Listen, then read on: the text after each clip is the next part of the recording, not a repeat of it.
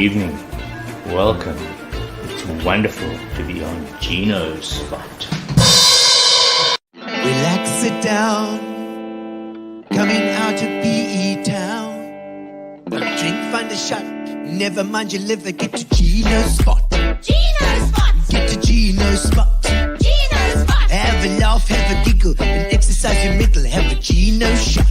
Gino's shot. Get to Gino's spot. Gino's spot. Get to Gino's spot. Gino's spot. Have a laugh, have a giggle, and exercise your middle. Get to Gino's spot. Gino's spot. I read a few months ago that a banana a day will help keep your colon clean. I just wish they'd mentioned that you were supposed to eat them.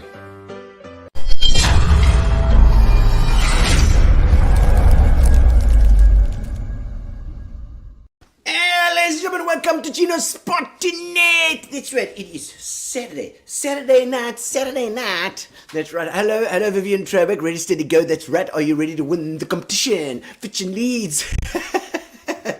Viv is on the ball tonight, ready. She's even before Carol Jacobs. She's already made the first comment. Fantastic to have you here. We've got a lovely, it's been very windy. It's been very windy here in St. Francis. I don't know what it's been like in PE, but it's been a couple of beautiful days in a row. I hope everything is going well with everyone there. I hope that you have a drink in your hand, ladies and gentlemen. Do you have a drink in your hand? Indeed. I am waiting to see who is online, where you're watching from. Let me know. Let me know where you're watching from and what you're drinking. And we thank you to our sponsors, of course, for Gino's Spot. We have been very blessed. Hashtag blessed.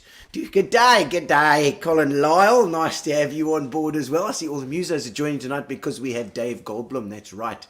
We indeed. And I said I was going to address the nation because addressing the nation seems to be a thing now with Zuma wanting to address the nation. I don't know, everybody seems to be able to address the nation these days. I hope that everyone is able to do their own addressing of the nation. You can just go on, and it's if you say it like that, it sounds a bit nicer. It sounds a bit more like, like you're more important than you are. So yes, we're blowing gales in PE. It's blowing gales here as well. It's just good. But we've got a bit of rain, which is nice. Hopefully get to blow it to the catchment areas. Alistair Gillis, all the way from the Folk Club. Lovely to have you aboard, Alistair. Alistair, what are you drinking? Let me know. What those little Folk Club bastards are drinkers of note, indeed. Yvette is here as well. No alcohol tonight for her. Yvette, I'm sure that you probably have a little stash. I know that you do the Angel's Tears, and when it was Hill and Dale. It was Hill and Dale that you did. It was very, very nice wine. I'm sure you've got a whole bucky load there somewhere. Well, enjoy, ladies and gentlemen. I'm having a bit of a, what do you call this? An island fish bowl. It makes me feel like those days of Vin Coco, and I can't remember that coconut stuff. It's very nice. It gives me an island style feel. All right. But ladies and gentlemen, welcome to Gino's Spot. And thank you to our sponsors, Fitch and Leeds, who've been supporting us right from the word go. And of course, Spar, because Spar, I normally have a Spar over here as well. Spar, which we'll do a little bit later. Spar have also been supporting us fantastically since the beginning of lockdown. They've been helping us. There we go. Lovely, I love that. And because of lockdown, some have home brewed beer. Oh, really, Alistair? Well, we hope we don't find you in hospital, because you've got to make space for the people who are getting their injections. I believe you can get your injections, your what's it called, vaccines. Vaccines are all over the place now for people over 50 at least, which is people like me, and Hill and Dale waiting for me indeed. Oh, I'm so glad about that. We'll chat to you, Yvette. Well, I will travel over Hill and Dale to get to you for a little bit of wine during this little period. Good evening, Michelle Telford, also brewing her own gin at home, I believe. And I could only shop at Spa. Oh, that's good. That's good. If you shouldn't shop anywhere else. All right. So, ladies and gentlemen, welcome to Gino's Spot. We're going to do a little bit of a song. Let me know if you're where you're watching from, what you're doing, and let me sing your comments. I'm going to stick it on. I'm going to do a little old 80s favorite. Hey, we'll give it a go. I can't hear anything that's going on here. Okay, here we go. There we go. I have a picture Stephen Mayer. He's watching all the way from across the sea in Sri Lanka. And Vivian Trebek says giggle go. And Brian Wilkinson used to work at the boardwalk, the games that he played. Whoa, whoa, whoa, me now. Oh, love this, yeah. Stay with me. Single malt going down, yes, it's calling loud now. Wendy Thompson says, hiya, Gino. We fuss and we fight and delight, and Alistair Gillis says hi. So perhaps I should leave here, go visit Yvette for gold. I'm gonna go back to Charlotte and see if you got some for me. Whoa, whoa, Michelle Telford, good morning. They're in Mount Pleasant. Stay with me. Let loving start, let loving start. Whoa, hold me now. Whoa, warm my heart. Stephen Mayer, love is this, yeah, chilly is warm and home. Hello, Gino. And Dave from Windy Woodlands. Hold me now, that's right. Let loving start, let loving start. Whoa, hold me now. There we go. Ladies and gentlemen, a little bit of 80s for you there just to get going. Fantastic. We've got a nice bunch of people on to watch. Dave Goldblum is in the house tonight. Dave is the most incredible musician. And but before we even go there, we are going to thank our sponsors, of course, Spar and Future Leads. And when we do the Spitch and Leads, of course, we have Justin coming in to teach us about a little drink. Let's see what he's got on the plate tonight, Justin.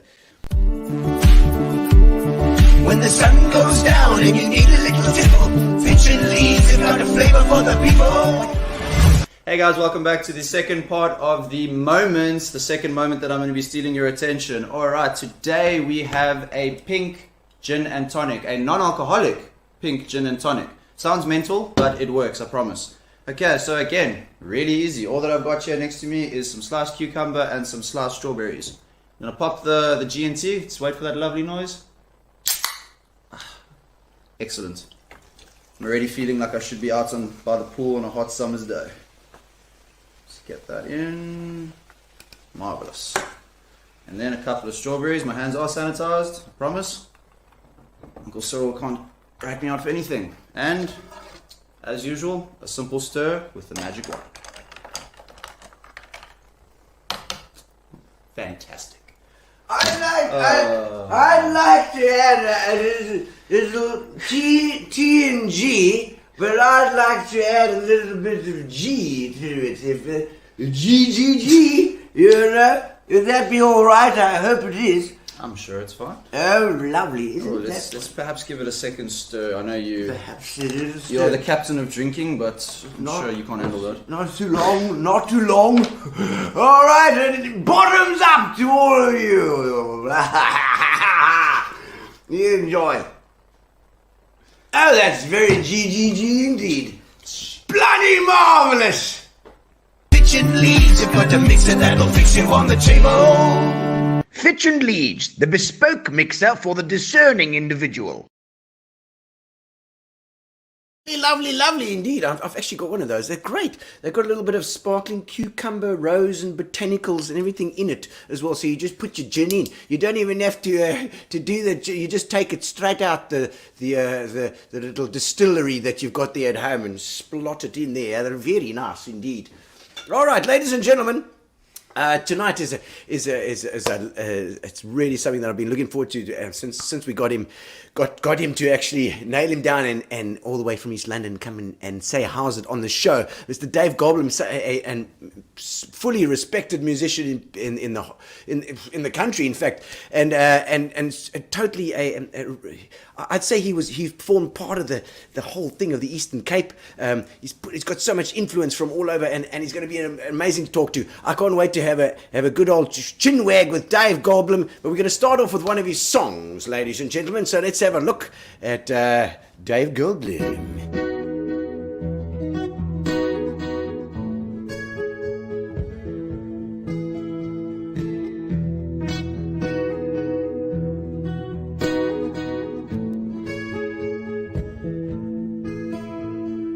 Paratrooper landed on the cricket pitch. Crowd went wild too soon. The naked man was badly charged, offended ego still large. The dove of pieces fell by a helium balloon.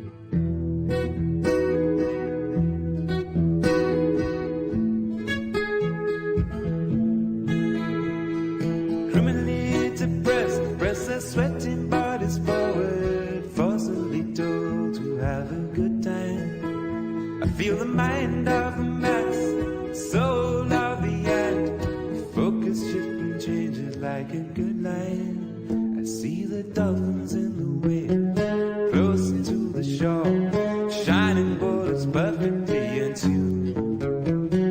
Showing I've come to talk to us, snails in the water, immaculate smiles, diamond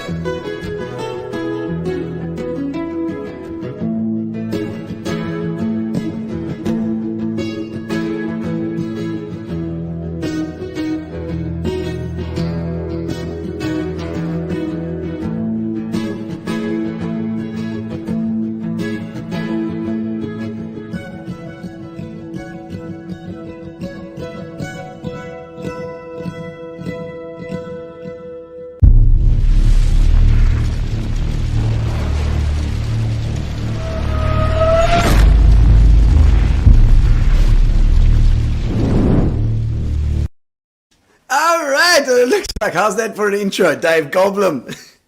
How's it put? Lekker, man. Dave, that was just beautiful, man. I think totally the soul of what you actually do there, you know, so clean and just melodic, beautiful, man. I love your style of playing. That's pretty much the impetus. Would you reckon that song pretty sums it up pretty well? Well, what to say really? No, it's I mean, style, and then you experimenting with open tunings and stuff. Delays there as well. Over the years, but basically, yeah, fingerstyle is at the heart of it. And I mean, have you played electric? A lot of electric as well. Yeah, I played actually in a band. We had a band, Herd of Cows, Joe van der Linde and Ashley. Oh yeah. Yeah. Where I played exclusively electric. Really? For Okay. a couple of years, and I really enjoyed that. It was my Hendrix phase. Yes. So you had a Hendrix phase. For sure. I haven't always been this clean-cut boy, you know. Yeah. Well, I wouldn't say it's clean cut. It's kind of folky, you know. I was trying to sort of almost encapsulate it in something, but it's impossible because it's pretty eclectic. It's eclectic, but this genre thing with they call it singer-songwriter. I don't really like that appellation because I mean, it doesn't really do you any favors because I mean you're composing the music. It's the lyrics are like poems or messages, you know. Yeah. I don't know. Yes. Singer-songwriter is just too small a description for me. For the genre, whatever. Yes. It's because does it come out of experimentation? Would you say that are you an experimenting kind of guy? Also with the folk background, I realized that a lot of guys were using these open tunings, which give you just a broader thing to work with, a broader sound. In other words, you're adding a couple of fingers over here, and you're lengthening the strings somewhat to about that long instead of this long. Yes. You know, tonally. Yeah. In the way it sounds. And definitely it gives a different sound, an overall feel, sound. Yeah. So you in standard tuning you play A D E, and it sounds like A D E, and you put it in an open tuning, it sounds like a whole different story altogether. It sounds like boom, you know. Yeah, because some of the low notes and the high notes are sort of mashed together, but it gives these ringing effects and a rolling feel. Yeah, that's it. And a lot of the guys, you would be surprised to find that a lot of guys in music use these open tunings, but they just don't tell anybody. Like Led Zeppelin used a lot of open tunings. Yes. All our Zulu and local music the Bakanga stuff. They use open tunings. The funny thing is, I played with a Bushman guy once. He played sort of Zulu guitar amongst the other talents, 16 languages and whatever. Jeez. And he tuned it in a certain way, and then I played with a Boere music guy, and he tuned it the same way, but the other way around. So it was like a mirror of the tuning. Yeah. They had the same notes, but they just swapped everything around, which is it's like fascinating to me. I know. It came up with the same sound, but they just did it opposite ways. You know that ties in so because I always say the Boere oak and the Xhosa man and the Boere man, they eat the same stuff. They got the same sense of humor. They like the same feel of music. They got, there's so many things that are similar in this country of ours that we kind of overlook. The trek oral. Absolutely, trek oral. The Christmas worm. And I mean, like Christmas worm. And it's like, like you said, I mean, even the chords, like it's the same chords, just like it's mirrored, incredible. Yeah. And then somehow or other, the Celtic influence comes in as well, which I don't know. Yes. Did they listen to like Scottish guys walking through the highlands of Zululand playing their bagpipes or what? I don't know. And okay, well, we can make that same sound on a Christmas word. No, I'll say, sal dieselfde ding doen, ja. But I mean, that music is almost the same as language in that way. That it's cross-cultural,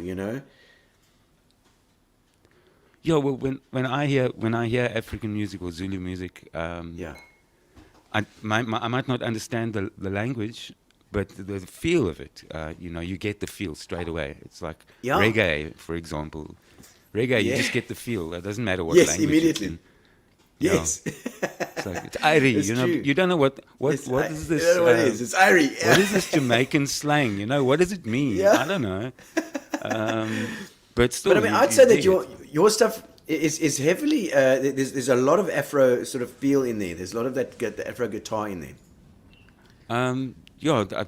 Well, when I first heard Johnny Clegg and Sipa playing, it just blew me away Yeah. because I had no inkling where that music came from, and that kind of Yeah. started for me because they were finger picking for a start, and I thought I heard what they could do on a guitar, and I wanted Yeah. to know how to do that, Yes, yes.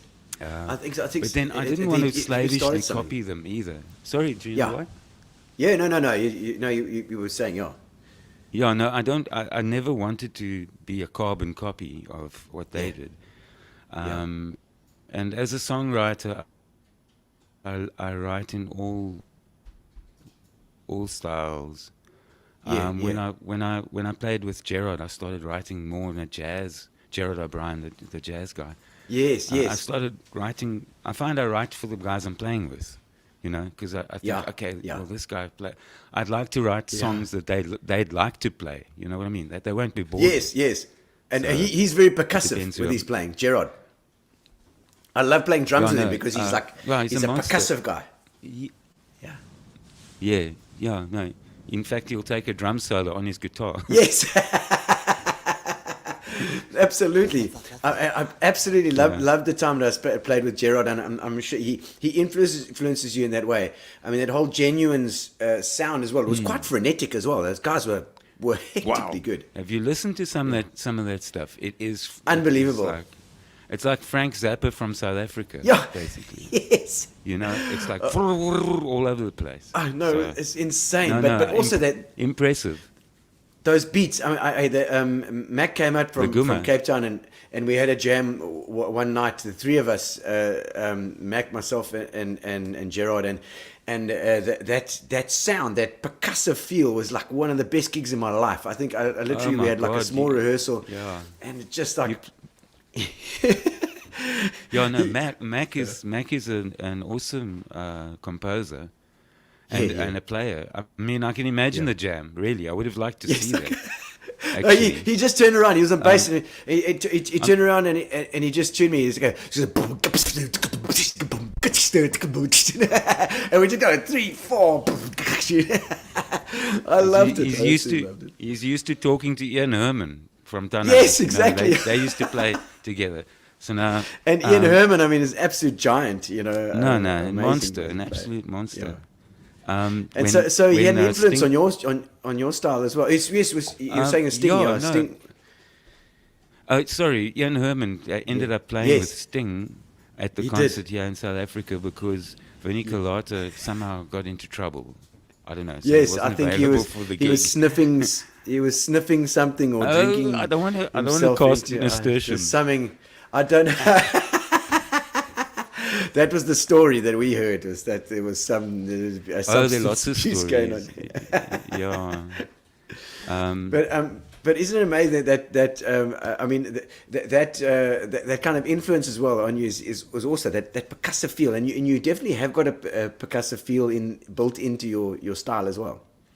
Yeah, no, playing with Gerard definitely got me going. In fact, he plays fast. He plays a lot faster than I do. Quick, So I gotta quick. I gotta kind of hide away and just go checka checka checka in the background because I can't keep up with this dude. Yes. But, I see Johnny Miller's online there saying, "How's it, Mr. how's Goldblum it? Oh, legend?" Jonathan, hello, boy. How's it? Natural and a real original is the key word. Absolutely. And Dave, that's one of the things that you can be so proud of is that you have your own style, and it's an Eastern Cape PE style. There's Yeah, I've heard nobody We've managed plays the managed same. to keep it. Thank you, man. We've managed to keep that, or I've managed to keep that kind of feel. I kind of made a point of not. there's a thin line between, you know, making it accessible to everybody in the whole flipping world, and Yes, plus yes. being identifiable as from the Eastern Cape.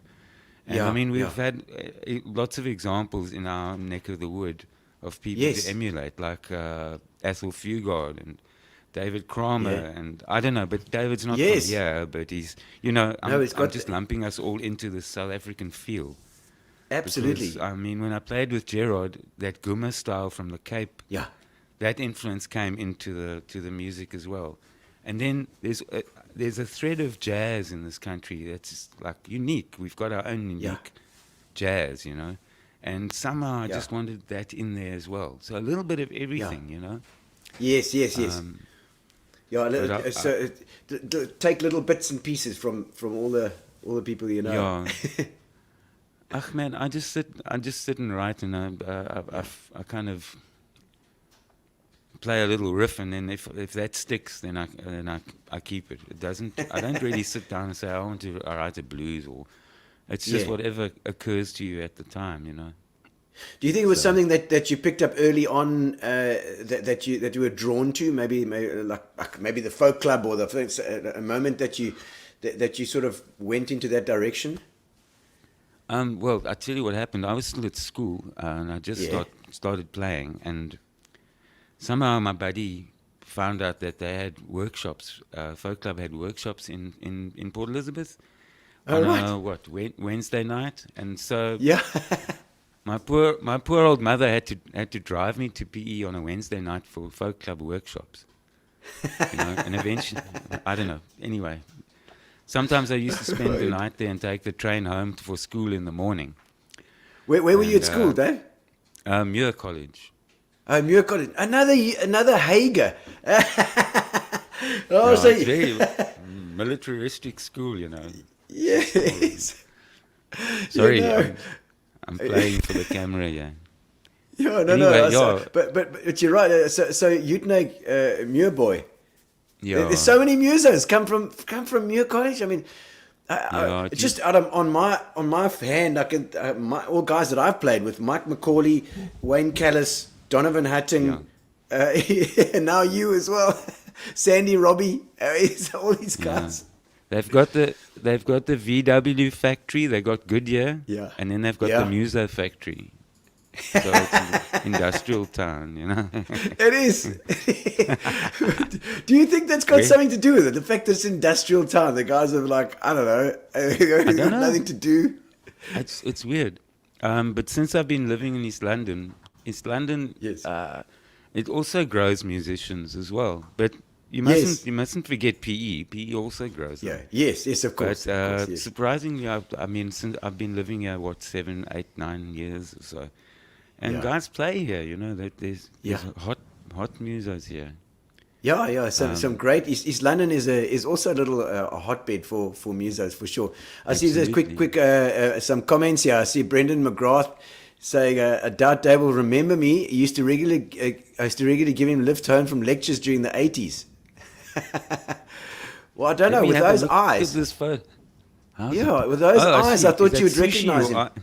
Have you got sushi in the eye? It's sushi in his eyes. How's it, Brendan? I'm sure if I saw you and spoke to you, I would recognize you. In the 80s. I think something. The 80s, the decade is that was the start of the blur for me. Oh, right. A couple of blurred decades where I was just going and kept my head down. And the next thing I looked around, the millennium went Y2K gone, and then I kind of around 2004 or so I started slowing down and taking note of the passage of the years, you know. But I said to somebody once that I stopped actually counting time, days, months, years, and stuff in the army because we were stuck in the bush, and. You know, it's pointless to count the days in a 2-year stint. You'll go nuts if you say, "Oh God, I've got 742 days left." No, so sorry, I didn't mean to do that. So I stopped counting. And then you put them on the wall like that. Yeah, when I got Who's out of that the there? army, I just There he you is. know. Gary's brought up I a did- picture of him so that you can see. Oh, how's it? Yes, I recognize that face. But you haven't It was only aged behind at all. It should He have been like hasn't aged this. at all. He was behind the car, giving you the lift. Where are you going Yeah. to, Dave? I lived. Where did I live? In Central. I lived in Central. Yeah. Oh man, Central. okay. But that's you see now I can't place it whether it was early '80s or mid '80s. Yeah. Or Okay. late 80s, actually. Yeah, when it was. But I'll take your word for it. Jonathan Miller saying it's PE style, and I wonder if there is a proper PE style. If there is, it's got a lot to do with Dave Goldblum. I can tell you that. And Wendy saying, Dave, the first time I saw you and your brother Louis perform, it was you can leave your hat on. It was a special surprise for your mom's birthday. Was that? Oh my God, were you there that night? When were you there? Okay, I'm sure you were there. I've got photos. Tell me the from story. That night. Oh, it was my mom's what? Not her 70th, was it? It was Yeah. 68th, 70th. I think it might have been her 70th. Oh, Yeah, weird. and Sure, my okay. girlfriend at the time hired a stripper for the as a special surprise for her, and we had it at It's Country. And that was the night we had an extremely fat jam. With Really? no, Louis was there, and he had some musos man. from friends with him from Austria. Austria. And Joe was there, and Ashley, and Gerard word. popped in. That was before I started playing with Gerard. But I Oh my word. don't know if we met that night or whatever. But it turned out to be like an extreme jam and a party of night. It's the best 70th I've ever been to. Excellent. Well, we'll wait for yours then, Dave. We'll see. Touch wood. Yeah, touch wood. Absolutely. Yeah. We all make Now it look, through this pandemic. I've got my little glucometer here, so my sugar's Oh, okay right. at the moment. But Excellent. Good, Yeah, good. Yeah, I'm okay. we keep it going. We'll talk about the diabetes now. I just see Brendan McGraw had a crappy green Forenza. You know, I my can't knowledge of- remember any. my knowledge of vehicles ran to Beetles, yeah. Yeah. Then I know what a Biffle looks like, and a Bedford truck, and a Land Rover. Oh my word. Because I didn't have a driver's license before I went in the army. I learned to drive in the army, and that's my the word. last thing I'm going to say about the army. Okay, all right. No more about the army. See, Barry Broadbent is saying, how's it? A particularly How's it, memorable Barry? gig we organised at Fort Frederick. That must be Yes, nice. yes, that was nice. That was very nice. Steve Newman Oh, wow. Okay. and Neil van der Walt, who did the sound. He was. Oh, that was Neil. such a group the effort. late Neil van der Walt. Yes, shame, Yes, man. yes. Yeah, Yeah, it was a huge shock, and it's a couple of years now, 2013 or so. yeah. I was in Belgium, and John Deacon phoned me, and he said, "Hey, Dave, blah blah blah," and he told me about Neil. It was quite a shock, and I don't think he knew that he was phoning me in Belgium from Port Elizabeth. So I said, I kept on telling him, John, you're on the phone to Belgium. This must be costing you a fortune. But meanwhile, sad news, sad news. But it's just weird walking down a shame. road in a foreign Yeah. country and you get a phone call like that. Yeah. That's cell phones for you. At least with the old phones, you could be in a place. You'd have to be at home. Or yeah, it's true. Eh? They Yeah, know how who they you like- are. Yeah, you're like attached to the wire somewhere, Oh my word! Then I see you. Yeah, the see Fort you- Frederick yeah. one. Sorry, next. Yeah, no, Fort you- Frederick. That must have been great because of the whole building and everything. Yeah, and it was surprisingly easy to organize. In the end, I was kind of worried about that, but I just Yeah. went down to the St George's Park there to a little office, and a civil servant spoke to him, Yeah. paid like what, I don't know, 30, 60 rand or something, and got Okay. the key to the electricity box, and that was Fantastic. it. And then I went there, I looked around. Okay, I've got the key to the electricity box. Now I've got to think of toilets. So I got these chemical toilets, and the guys dragged them in there. Now, you can't get a chemical toilet in through the door of Fort Frederick without leaning it over. Oh, shit. Oh, Do you know no. what happens when you lean over a chemical toilet? I'm sure the chemicals come out. Okay, anyway, it was Yes. clean it was clean when it went in, okay? All right. And it wasn't my problem going out. Oh, my 'Cause I was word. gone. That No, is it's terrible. fine. These guys are professionals. One of your worst things to be turned upside down in a porta potty. Wow. But when it actually happens, then it's it's terrible. No. Oh, dear.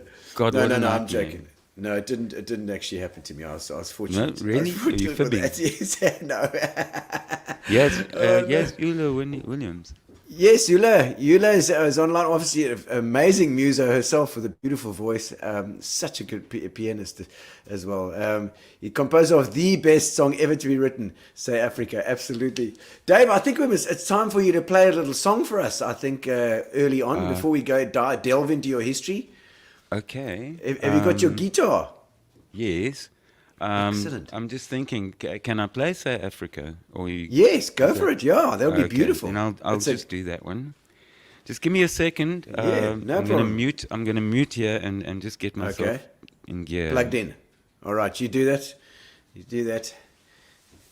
Getting your stuff ready. We got live. We're live on Gino Spot, and Dave is about to play a song, and he's got his special blue hat on. I'll play, in this order is to a play. But in the title meantime, of, album Say Africa, and I penned this one down also with a musician back home in South Africa. His name is Dave Goldblum, and what I like the song also, it's about, when you traveling quite a lot, like myself as a troubadour, going quite a lot of different places. Sometimes you don't even know where you are, but also coming back home, missing that everyday kindness of Africa. I might sum it up with the word called Ubuntu. Ubuntu, which means, humanness. Ubuntu? Ubuntu, yes, that's a Zulu. I think, the Ubuntu, it is a great gift of Africa, and I think it's a concept I think the Westerners still have to really dwell and learn more into it. It's more about, a person is a person because of other persons, humanness, every day's, kindness. And, going home from other places, just going back to Africa.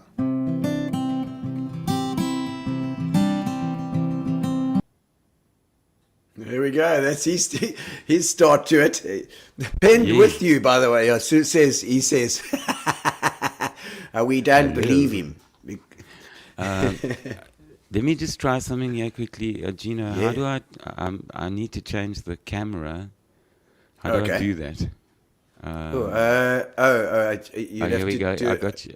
I'm looking on the thing, camera. Okay, and you just switch it. I think. I hope I don't do anything stupid. No, I think you just say Cam Mick and then you go for the next Cam. I think.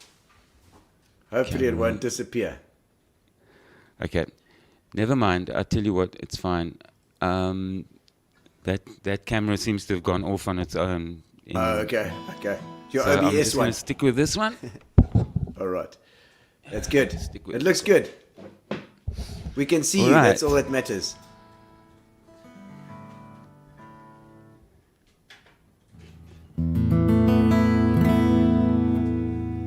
Sounds beautiful. Okay, here we go. Woo!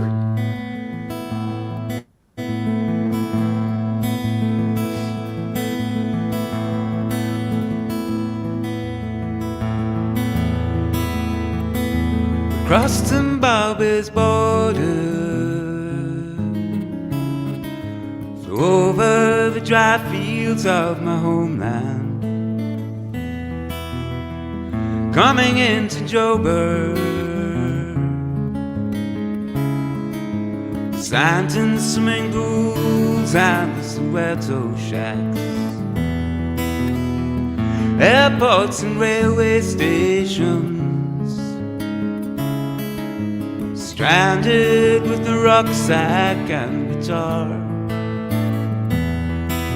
the languages and the places change,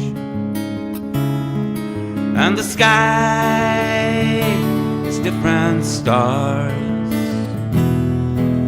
and I may be walking in the streets of a city called Amsterdam. The dust in my boots and the rhythm of my feet, my heartbeat, say Africa. And I may be walking in the streets of a city called London. The dust in my boots and the rhythm of my feet, my heartbeat, say Africa. Say Africa, say Africa, say Africa, say Africa.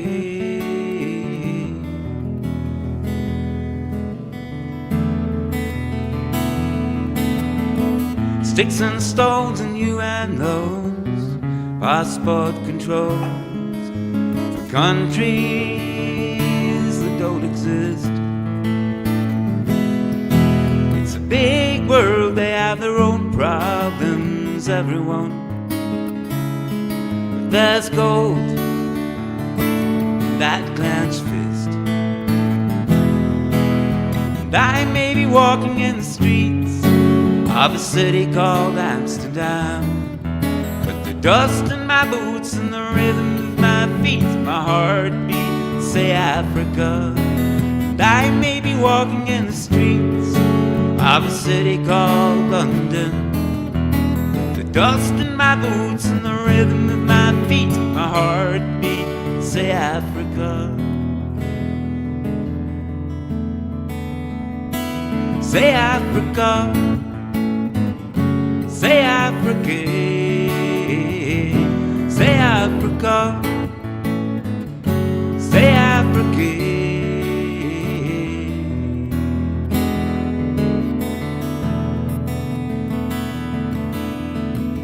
People ask you where you're from, say bye. You know where Stevie Biko died.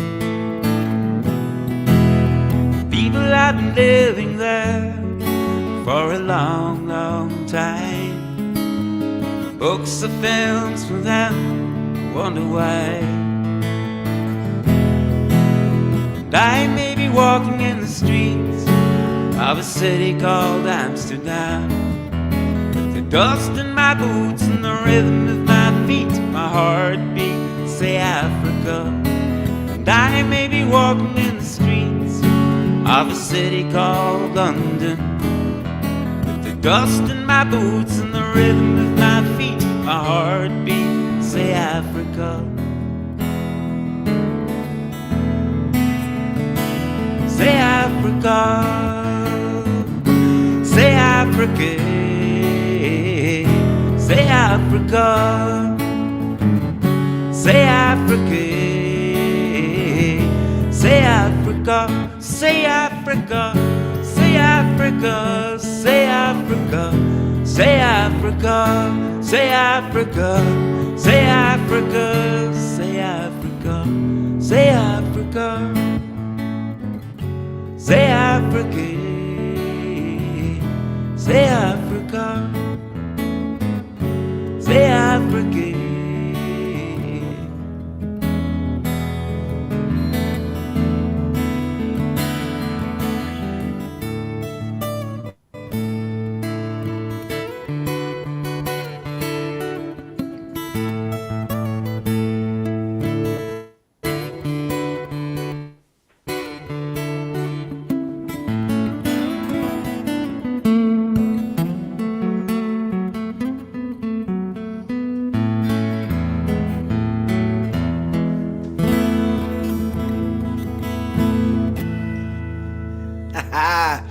Fantastic, Dave. Woo.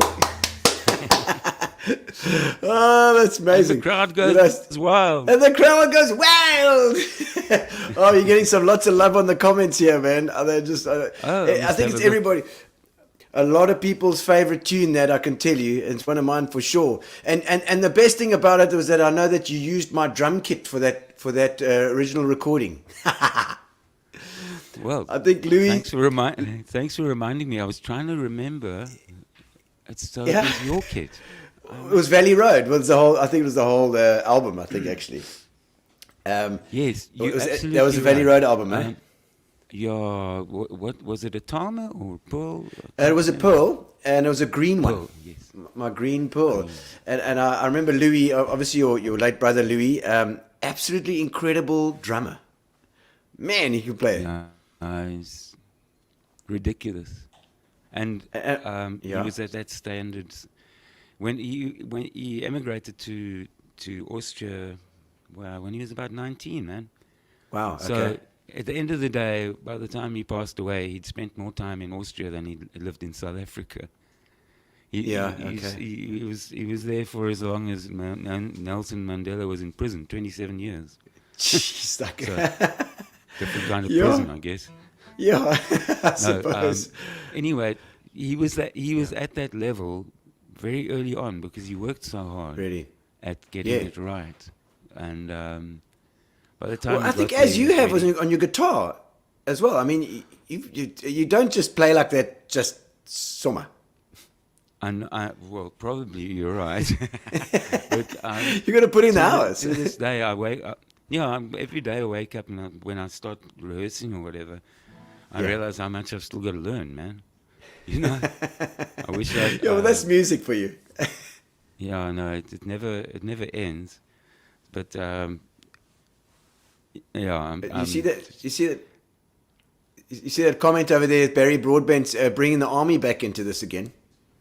No. Okay. He said, "Did you play for your fellow conscripts?"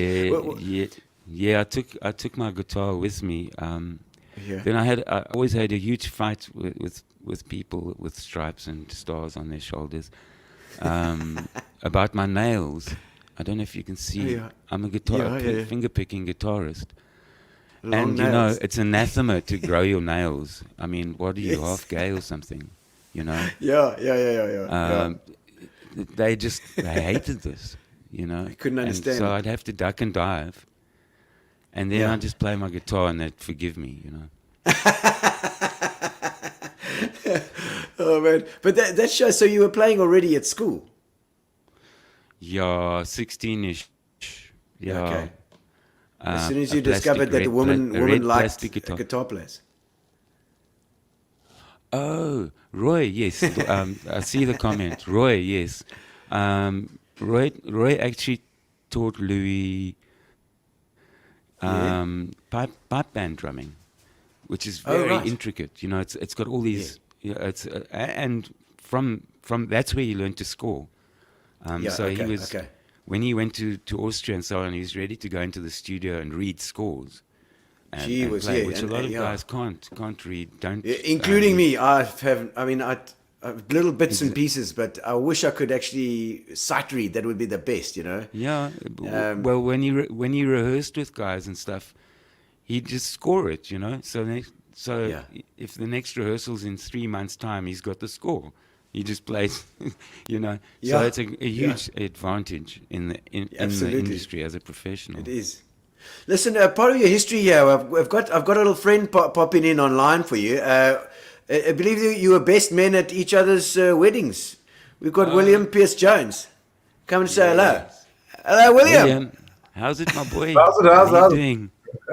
Lekker, man. All cool. Yeah. What happened to you? You had a short back and sides there. Tanya said I should have my haircut, so I did, because I listened to it. That's it. Just do what you're told. Keep your You know, I don't know. That's things and do what you're told, okay? That's my advice. Our wives, myself and William's wives work together at Elson Academy. They are they're fellow teachers. Serendipity. We all It's a special very country. it's a small But town. William, give us some dirt on this man here, on Dave. I've got lots. How much time do you have? Dave, first of all. Cheers. I'll have a Sprite. Yeah, so I was thinking about when they phoned me and our history together. Sort of in Cape Town, I knew who you were, but I didn't know you then with the old Ruby in the Dust and the Barleycorn Folk Club. It was Constantianek. We used to call it church on a Monday night. We'd all go there and drink far too much and then try and drive home. Are you serious? But, yeah. And then I moved to PE. I was born in Cape Town, but I'm cured now. But I moved to PE, and yes, there it was, Dave Goldblum and Kevin Abraham living in the same little dorp that I moved to. I was very lucky oak. And then we used to play together at tickles. I did the 6 to 10, and then you and Jared did the 10 till 2, I suppose, in those days. 10 to 4. Yeah. 10 to 2. We all didn't go home until we were finished. Yeah. And so, those are good old days. And then we became mates. I remember, for those that don't know, I used to build service stations, and Kathy, Dave's ex-wife's 21st, someone said, "So Dave, you're going to play any like tunes?" And he said, "Yeah, like only if William builds a service station." So, yeah. It's like asking a dentist at a party to fix your tooth, you know. Yeah, exactly. And then anyway. The night that Gerard, you, and me decided to go play at the String and Whistle at old Ed Johnson's place. So we got to East London, and we did the gig, and that was all cool. And then we were supposed to meet the guy we were staying with at the at the Eskimo hut, I think it's called, yeah. And we got to Eskimo hut, and we bought our burgers, and we waited, and the oak didn't appear, so we drove back home, much to the upsetting of our spouses at the time. When we arrived at 7 o'clock in the morning, as sober as judges, as we always did. Yes, a little. I remember that, but I can't say I remember every kilometer of the road, but I remember the fact that we did do that. And I promise you, I'll never do that again. Yeah. That's what you said last time. Tell me, you guys were best men in each other's room. Now, have you both been married and divorced a few times, or what? No, me only once. Oh. No. A couple of times for Dave. It's a thing me and William do. We we have these weddings. We're best men at each other's weddings, and we have another wedding and then another one, and so it goes on. We're trying to do it once a decade at least. Yeah. Oh, excellent. You know, it's like a reunion. Yeah. And supporting. I'm only joking, by the way. Yes. Oh man. We are going to get into such trouble. We were going to. I know. And I can see that already. And then I think often people criticize people like Dave, myself, about not being forthcoming when people speak to you as an individual in a pub or whatever. And the perfect example of this is Dave being an extremely shy oak that will belt out his heart in a song, but he's not going to tell you about that over a coffee table. So we were in Cornwall. We did the Dave Goldblum Cape to Cornwall tour one night. Well, we did it for a long time. But in Cornwall, you're not like the first night you get there. It takes you a while to get the people liking you. So about day 4, Dave was now the hot piece of meat. And the chicks were after this African oak with his new tunes, and they were like, you know. Anyway, so we play, we do the gig, and the gig's over, and I start packing up, and Dave's nowhere to be seen. So I'm like, no, bro, you can't be in the car park with some chick. I mean, we are 40 years older. Anyway, we've finished packing everything up. Dave eventually arrives from the toilet. He's locked himself in the toilet all night long because he's scared of the girls. So, yeah, he's a shy chap.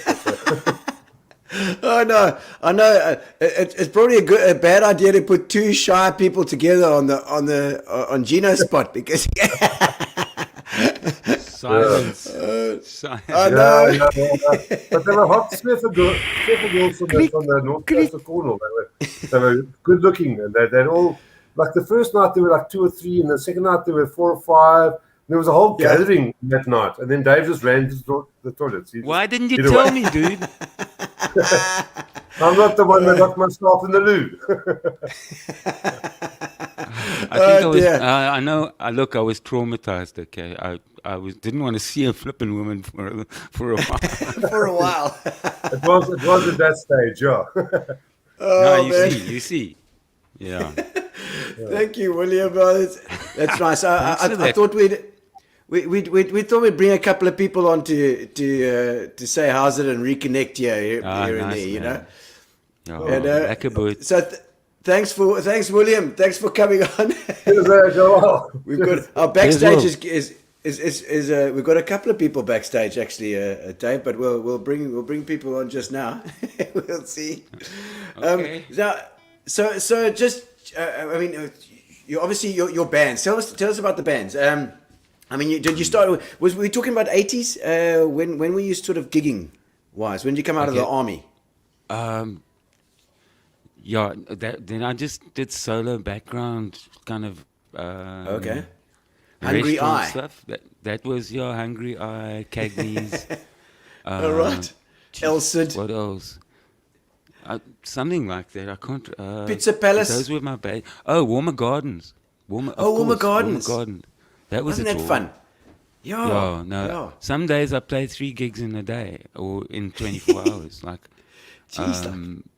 Hungry Eye, and then late night at Cagney's, and then Warmer Gardens the next day, afternoon, or something like that.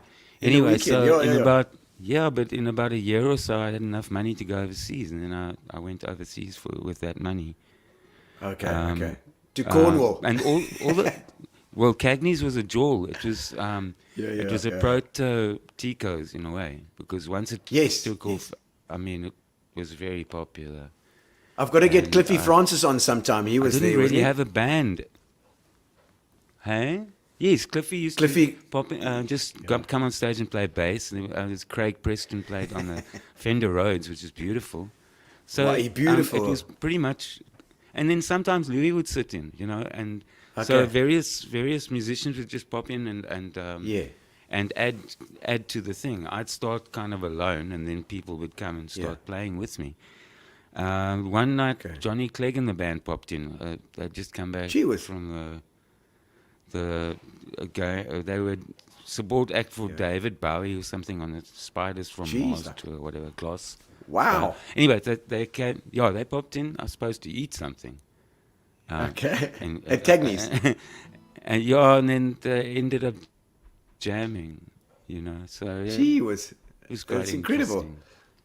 Meeting these guys who are on the international stage platform, for a young guy. Influenced you as well, Yeah, no, just awesome. I mean, their level of playing was just like, they've just come back from the Montreux Jazz Festival. And they're sitting on the stage at Cagney's playing. I'm going, what? I know C, E, F, G. And I think I'm really clever because I know A major 7th. Yeah. When did you start writing your own stuff? I mean, you were also playing covers then and doing your stuff? No, right all the way through. From the beginning, From the get-go, basically, Gee whiz. I think I had a problem singing other people's, except for, right in the beginning, I worked out a whole Jim Croce album. Yeah. Because I could sing in that key, and then there were guys like James Taylor and I don't know. Yes. Obviously. Okay. Just the general. So your stuff influences from that back time. then. Jackson Brown. Michael Franks. It was always kind of what can I? Yeah, for sure. We played a lot of Frank's stuff. Yeah. That was perfect for restaurants, of course. Yes, and of course. Perfect yes. for keyboard backing as well. I also did a couple of years playing with in a duo with John Dicken. I don't know if you know John. John Dicken? Yes, I know John. Know him very well. Yeah, we did Crosby, Stills and Nash kind of stuff, restaurant stuff. Yeah. I don't know the venues in those venues. There was a nice place called the Midnight Grill where we played. That was a cool. It's Cape Town, eh? No. Oh, we played in Cape Town as well. Yes, that was later. Cape Town, we had a band called New Street with Sandy Voetman on bass, John on percussion, and Sneaky Pete on guitar and vocals. Sneaky Pete. Sneaky Pete. That's his stage name because he was running away. He didn't want to get conscripted, so he had a stage name. He was Sneaky Pete. I'm sorry. I love it. I love it. And I wish I had a stage name like it. It's probably free now. He doesn't play anymore. You can use it. Use it. Oh no. Sneaky Pete. I don't know where he came from. I see Gary's got a little drop-in video here from a message from someone. Let's have a quick squiz. See who it is. Dave, how's it going, man? Jeez, how's it going? It's been a long time. I mean, I haven't seen you for ages. I mean, I think the last time I saw you was probably at the Riebeck East Festival, or one of them, a good few years ago. And yeah, I was just thinking yesterday. Geez, it's been quite a while. I mean, we've got a long history together as well. I mean, I think I met you either kind of pre or post National Service days. But I think it was around 1980 or 81, somewhere there. And that was obviously through the Fawns Folk Club and stuff. And anyway, I pretty much, drummed for the army band, the pop band, and sort of came out having a drum kit and nowhere to go, basically, because drummers were made completely obsolete. I mean, you probably will remember this, but I mean, every solo or duo or however else or whatever kind of format people were working always had sort of 505 Roland drum machine behind them, or the upgraded 626 or whatever it is called. So drummers were just, I mean, you'll probably remember this, Gino, but I mean, but I know you're a bit younger than us, but I mean, but drummers are made completely obsolete. I mean, there's just no work, I mean, for any drummers. So Dave basically kind of inspired me to actually sort of move across to steel string acoustic, and at the time, I could probably strum 3 chords maybe, and Colin Lyle, I know you're probably involved in all of this as well, because I know that you'll probably be saying, I mean, I can always hear you saying it, well, what changed in 40 years? Nothing.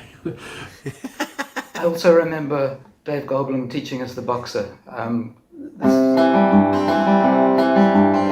kind of stuff, and then there's John Dickens' version.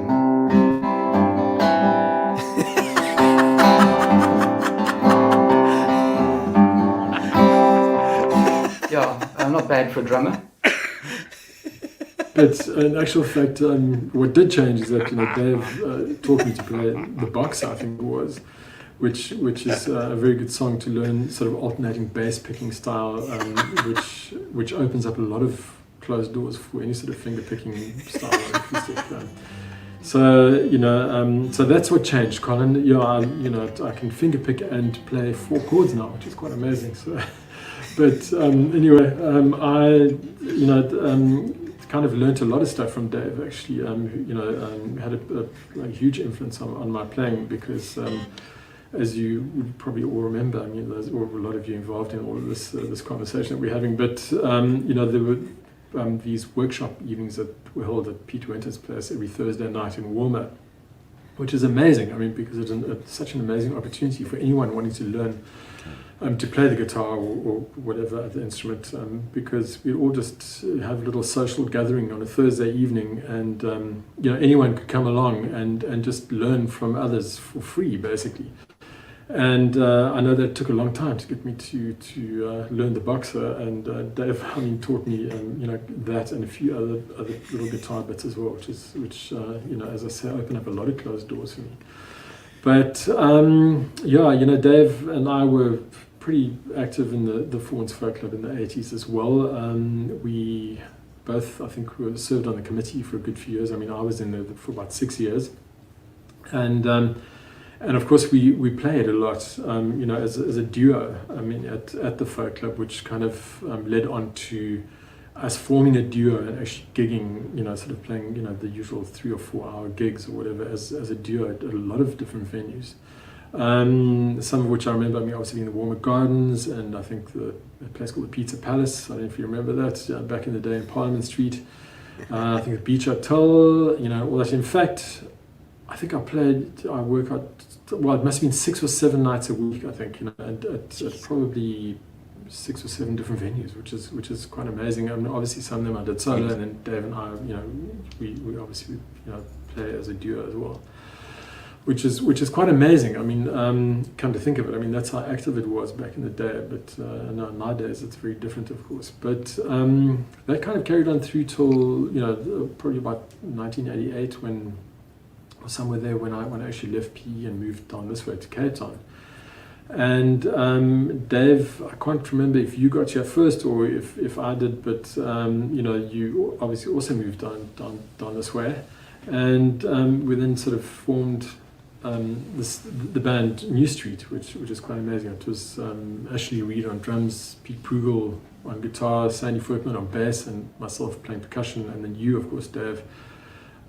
Sort of writing all this stuff, all the material, and playing all the intricate guitar parts. It's quite amazing because we actually sent a C90 cassette tape back in the day, a demo tape to the Pump House, which is then owned, which I don't think exists anymore, but I mean it was then owned by the late Tolly Peterson and David Kramer. I think they co-owned it. And they accepted the tape and said, yeah, we can come through. And I think we used to play on a Sunday night there, which is actually quite amazing for that time. Because we stated obviously that we only play original music, and because of Dave, being such an amazing and prolific songwriter, I mean, we had sort of a full evening of 3 or 4 hour set, or for however long, I can't remember how, but of all Dave's material, original material, which is incredible. And it's just amazing to people would often come up to us, the gig, and say, but can't you play something we know, those very rare songs that most of you've never heard of.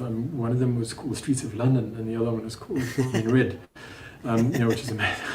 And we were, it was just such a pleasure to say, I'm sorry, but we only play original music, and we stuck to our guns, and that was it, which is quite incredible, but great fun, and another. There's John Dickon. I think it's quite a long message there. I don't know. Gary will have to let me know if there's more message coming later. I've never heard him speak so much. I know. He never speaks. I've never heard him talk for so long. The venue that we played down here, I think, John, a good few months, or maybe a year or two. On, bro. Was Ruby in the Dust. Ruby in the Dust. Observatory, which is this quite incredible little place. In fact, I think those, you can kind of qualify as the debauched years. I think I would say, Dave, I mean, you remember, well, maybe not, but we would actually go to a gig, for example, and play the gig, and then come back at whatever time, 11, 12 at night, and load all the gear off, back at home where it was safe, and then we would go to the Ruby in the Dust in the Lower Main Road Obs and play pool until the sun came up. Basically, I remember, on numerous occasions actually driving against the grain of the traffic, going to work in the morning, and I would, and then go and sleep until 12 o'clock, and then we would have sort of a band practice in the afternoon often, and then the whole cycle would start all over again, and that carried on for a good few months, if not a year or so. I don't remember, but geez, a great time. And then obviously things changed. I decided to get a 9-to-5 job, which is working as a medical illustrator at Groote Hospital. But and that obviously changed quite a lot. And we all kind of went our own separate ways. So the band kind of split. And Dave, I think you also came back to PE, if I'm not mistaken. But I think to finish off, quite frankly, Dave, I think is probably one of the most accomplished fingerstyle guitar players in the country, to be honest. And songwriting, same. Just unbelievable. And I'm not sure where you are at the moment. I think you're probably still in East London, but it'd be good to catch up one of these days. And I'm sure you're still playing like a mother beep, as you always have, and probably even better than the last time I heard you, as it's always been. So, but anyway, listen, I hope you go well, man, and we will hopefully catch up soon. And All the best. Okay, cheers, man. Bye. Oh, you're gonna love John. You're gonna love him. Yeah, you should have asked him to make his opgezicht. Opgezicht? Does he do There's one? something in his lips, and he looks like a gorilla. Op. Yeah, you know. No. Satchmo cheeks, like a hamster. Yeah, go cheeks. Oh, my soul. No, he was a model as well, you know, back in the day too. Oh, John. Yeah. Those Yes, two- I know.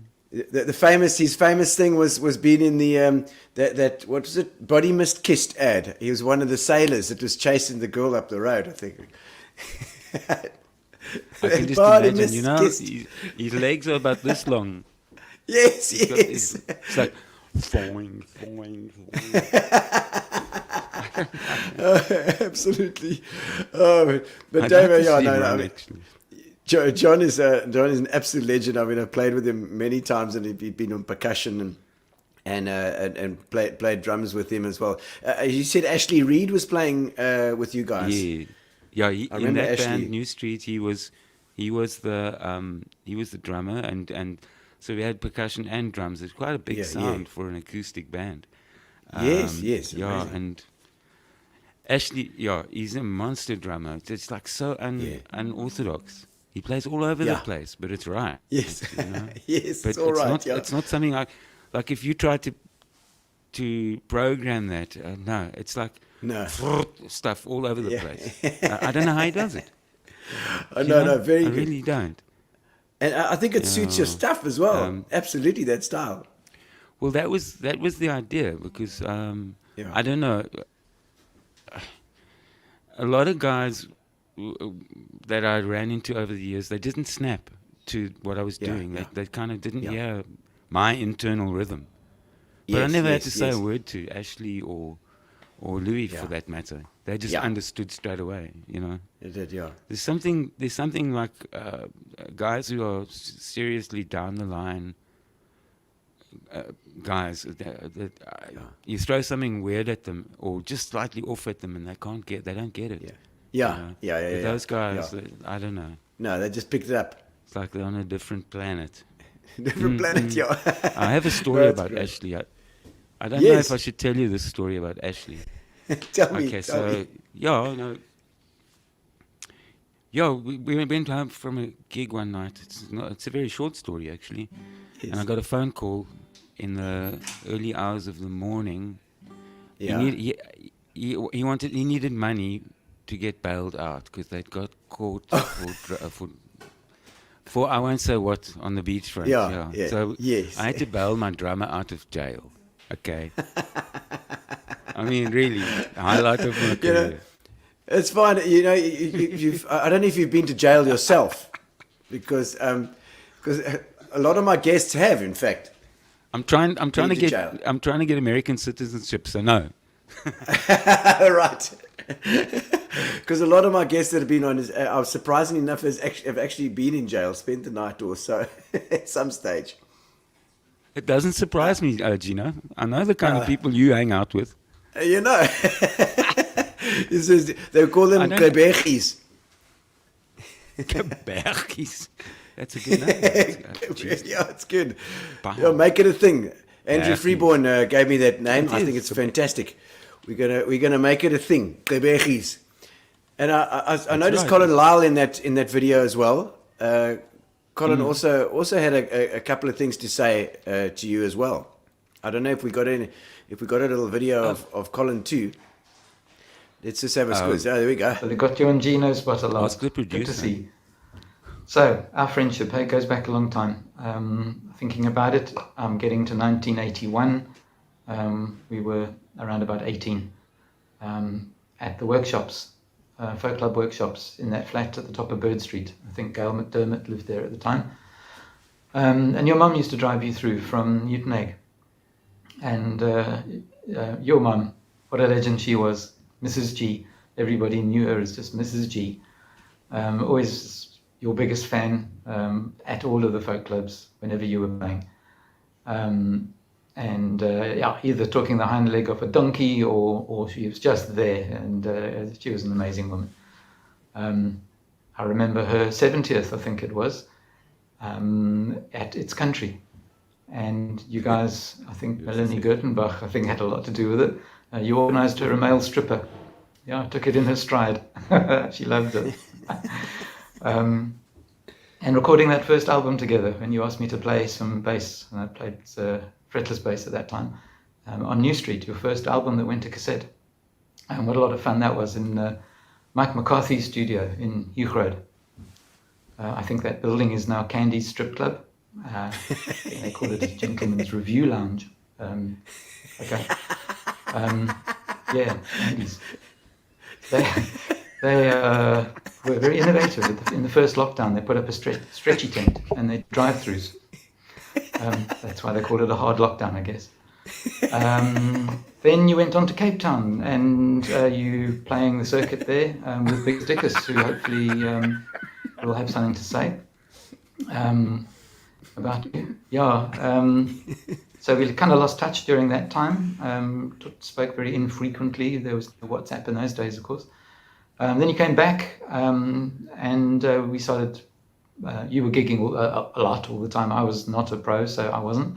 But I would play with you when I could, and always loved it. Whether it was on bass guitar, whatever, it was fun, a lot of fun. Remember the winter festival in Hogsback, where we were explicitly told not to leave the gate open into the pool area. So we did. We forgot, and the cows got in and shat all over the place. Shit happens. Then time just carries on going by, and we do what we do. Don't see much of each other, but we've got the kind of friendship where we can speak after months, and it's like we were speaking yesterday. And I really value that, and hope to see you in PE again soon. And maybe we can do some more rip-offs of each other, or just play normally like normal people would. Either way, it'd be great to see you. Cheers, man. Bye.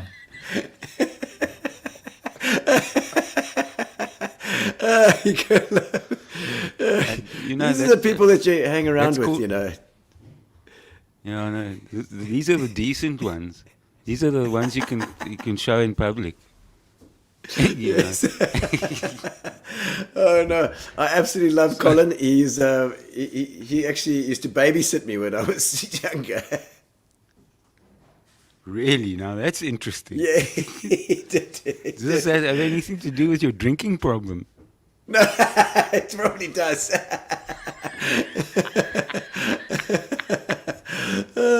No, what a joke. There's some things in. I don't know. Colin mentioned some stuff that I was going to chirp about, but now I've forgotten what he said. It's those things at the folk club. Those workshops sound amazing. Yeah, no, it was. It's unreal because you suddenly this kind of world of stuff opens up to you, and a lot of the guys in the folk club at the time were writing their own music, which was just like a head rush for me. It's like wow, you can write your own stuff and play it at a venue. So eventually, it took me a long time to get up my courage to actually go on stage, and then for years and years I had terrible stage fright. That took a long time to just get used to. And did you just jump in, or how did you get So I was learning a couple of pieces. Martin Wyatt, the father of Marcus Wyatt, the famous trumpet player. He was teaching me some Jim Croce song, 2 songs actually, Time in a Bottle and Have to Say I Love You in a Song. And he said, "No, it's time for you to play in public." My nerves shot, bro, shot. So he got me up there to play 2 songs, and that was the end. That was the. Was that at Folk Club? End of the beginning. Yeah. Was that at the Folk Club that you played for the first time then? Yeah, no, that's so. From then on, that yes, there was a little restaurant down on Plain of the City Hall. There was a kind of a complex there. Music shop was in Okay. that complex. Trajuna Mall. Yes, Pelagos, Traduna You Mall. could still walk there and not get killed. Yes. Yes, yeah. Tinny Butter used to work there. Tinny. Fantastic Tinny Smith. guitarist. Tinny Smith. Tinny Smith. Tinny Smith. The other Yes. the other Butter. Yes. Tinny Butter was the other guy at Dunes. He used to Yes, organize that's gigs as another well. guy. Yes, that's right.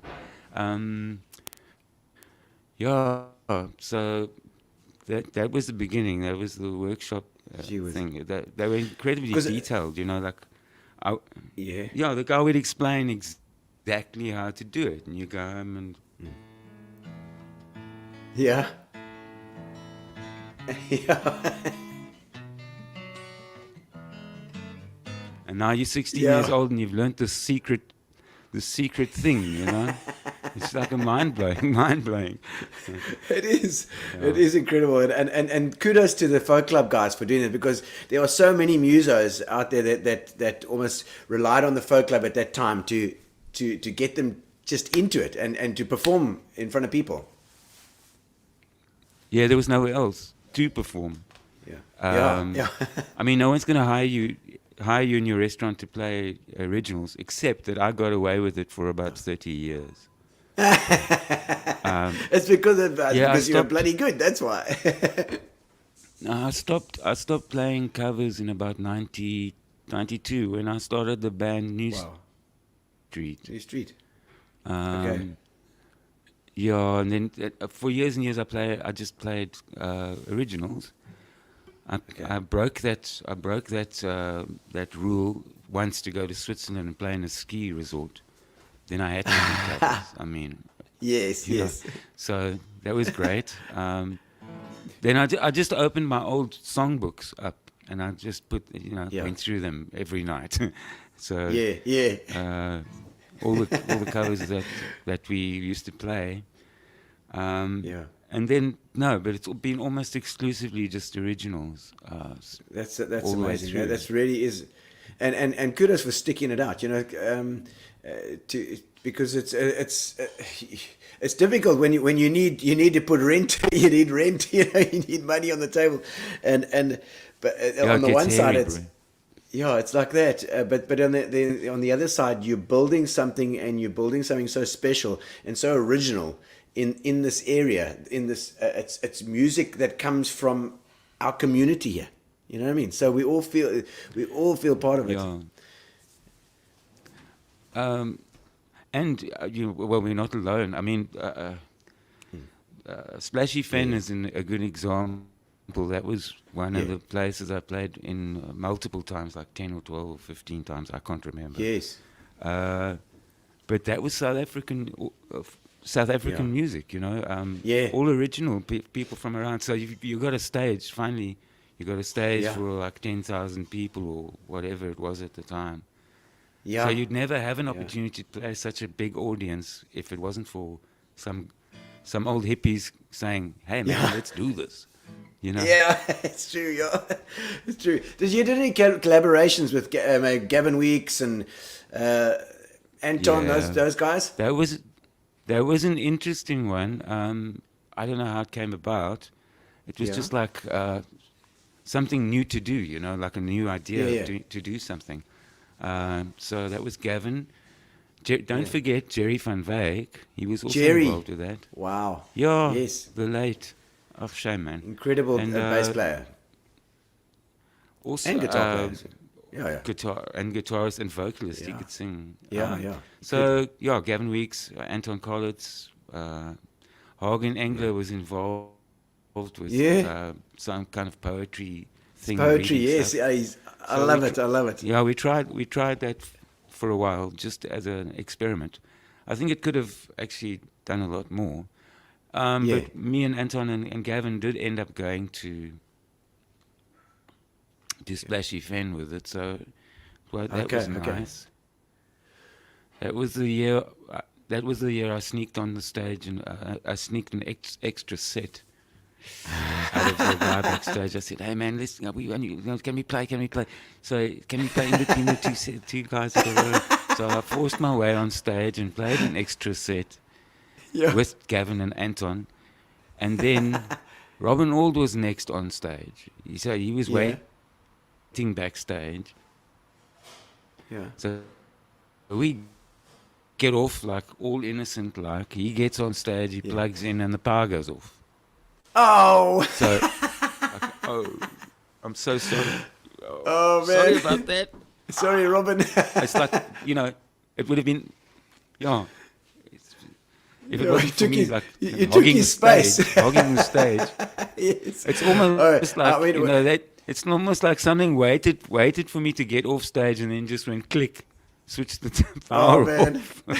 Well, it's okay. If it's any consolation, he was on the show a couple of shows back and he didn't bring it up, so he's obviously forgotten about it now. He's fine. No, he didn't even know. I don't think he knew we were involved at all. Right. He didn't know. Oh, well, tell him. I'll message him then. Nobody advertised that somebody snuck onto the stage and got an extra set. We didn't scale him because we're from PE. Of course. Of course. Gebecha. Oh man, that's Gebecha, yeah. Okay, so I think it's probably time for another little song. I think. Oh boy, okay. Dave. It's fine. We can do that. Yeah. I don't know if Gary's got one that he wants to play, or whether we're going to do one live. I think. Let him. I think Gary. I think let Gary play one because I need to check my sugar. I can feel. Okay. I can feel Let's check the sugar. The diabetes story. Let's sort it out. Let's play a song while you do that. Go and stick it. Get your jab. Okay. I'm gonna jab myself now.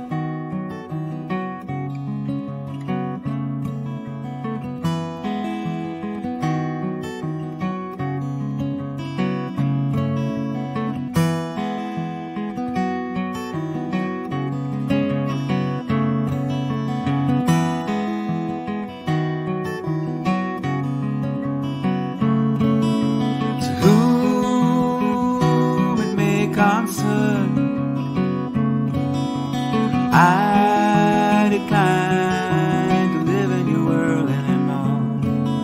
To whom it may concern, I have decided the changes in order. I have boarded this ship alone, bound for those faraway shores, following this map of stars and a trail of cosmic dust. Gone to meet the dawn, gone to that spiral nebulous cloud of gas, fire and ice. Alone in space and in ice, I can finally see forever, and so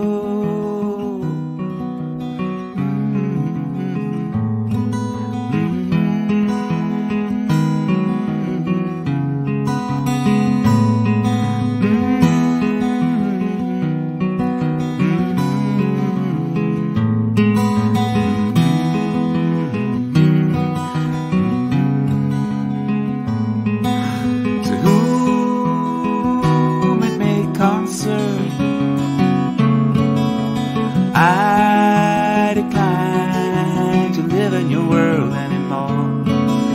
To whom it may concern, I have decided the changes in order. I have boarded this ship alone, bound for those faraway shores, following this map of stars and a trail of cosmic dust. Gone to meet the dawn, gone to that spiral nebulous cloud of gas, fire and ice. Alone in space, ain't it nice? I can finally see forever, and so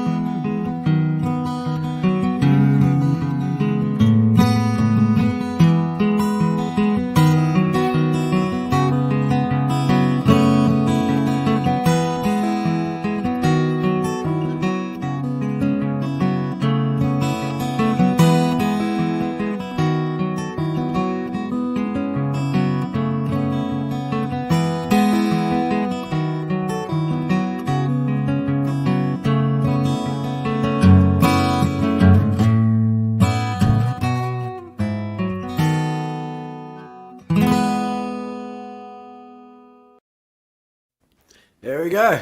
Beautiful.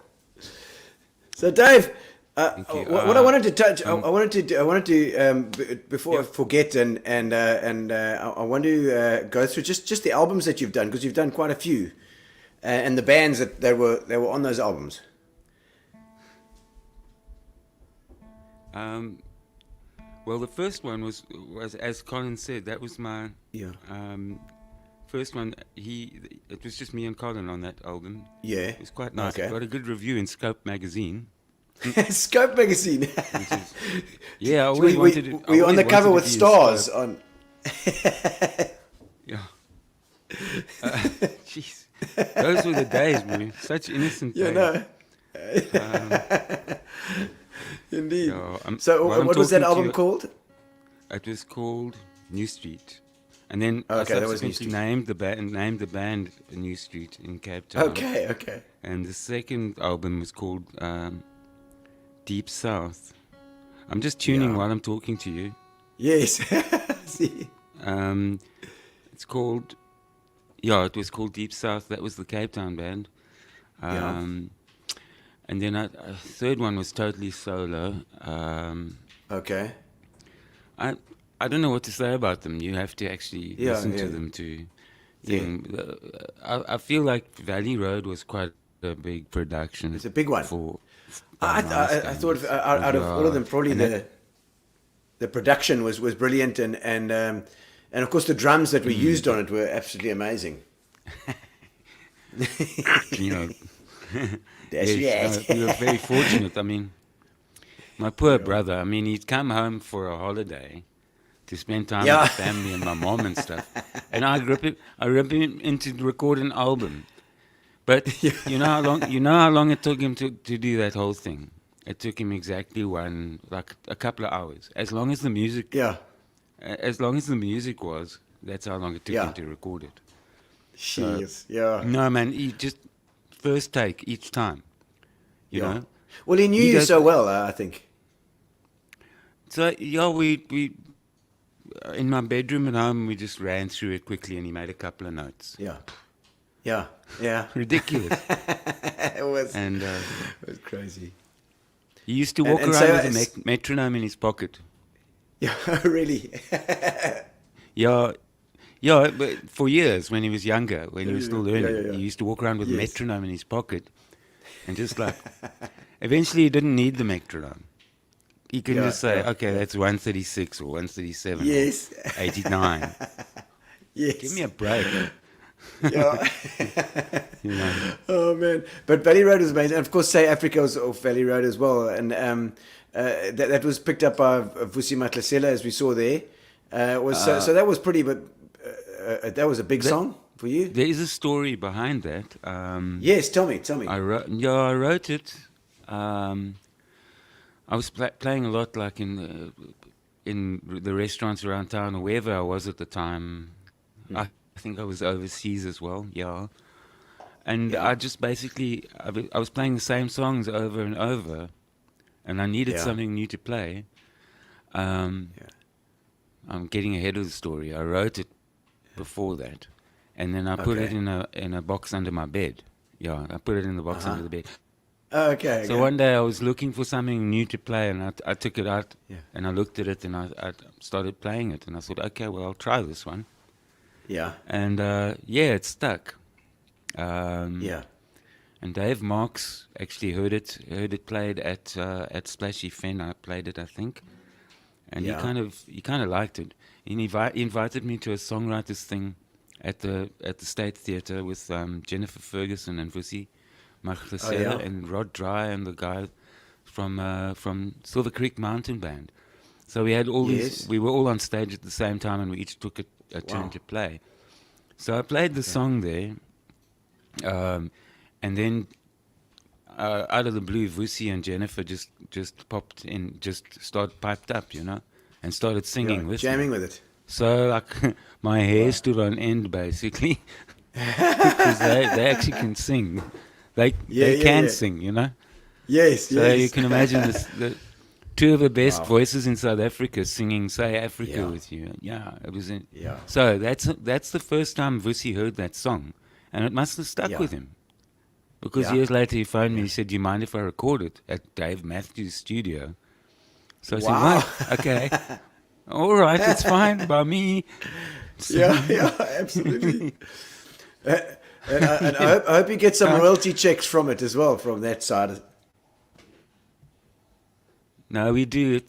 Yeah, but don't get excited. It's not much, but it does trickle in, you know. It does come in and every now occasionally it gets used by for adverts or whatever. It gets it gets around, you know. Okay. They Yeah, used it why for not? an Africa Day thing last year and the year before. Okay. And a Oh, choir did it, Mzansi Youth Choir. Jeez, well, that must make you proud, though, to hear it going, I don't know. spreading around. That's your baby, you know? Yeah, okay. Well, we after I told Visi, yes, it's fine. That took about 2 years for the actual album to be recorded. Oh, And okay, then wow, okay. 2010 rolled around, and Yeah. it was just around the time he was going to bring the album out. And Yeah. I thought, I had this inkling, I thought maybe he'll play it. So I turned on the FIFA opening concert, and there he is playing Yes. South Africa, and of course I nearly fell over. I nearly fell over because it's like, wow. Yeah. I mean, that's a, So it's that had a couple world of platform. It's, Yeah, no, well, that had a couple of million views, or not just a couple of million views, but a lot. I never looked to see how much, Yeah. but it was a lot. A lot. Like, Yeah. yeah, but interestingly enough, in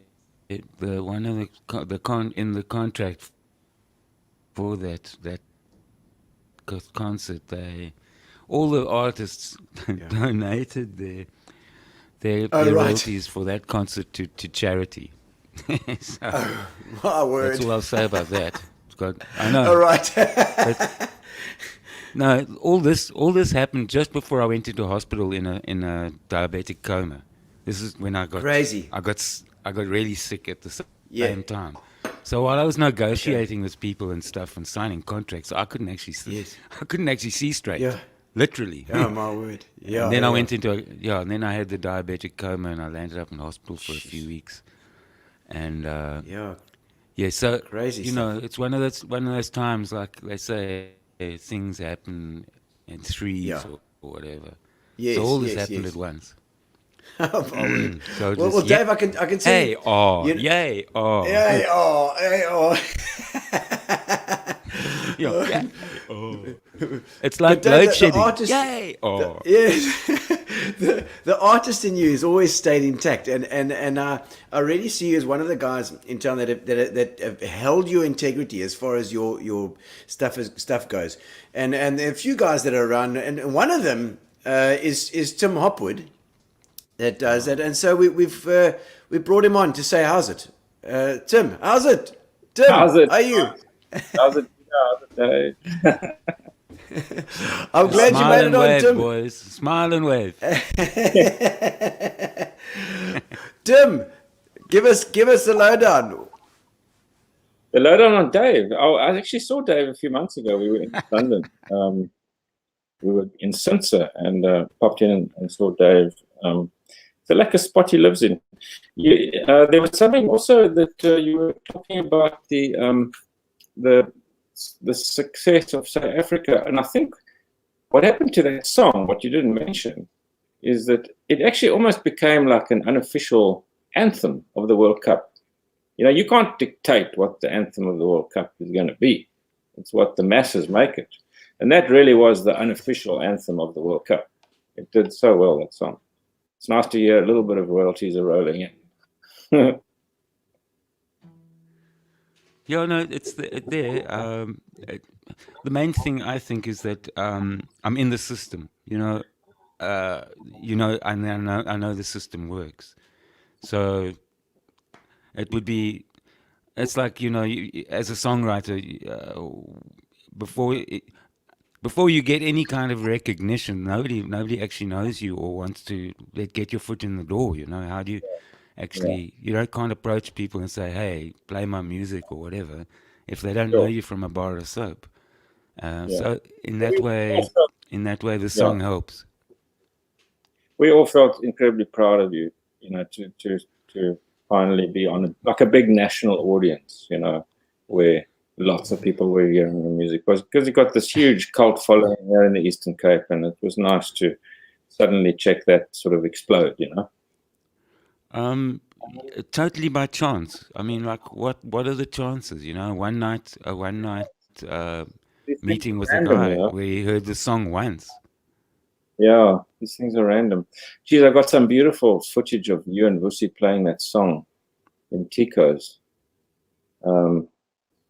Yeah, when I was filming a lot in those days. What? You've got footage? Man, come on. No, I lost the footage. Have you got it? It got lost in a move.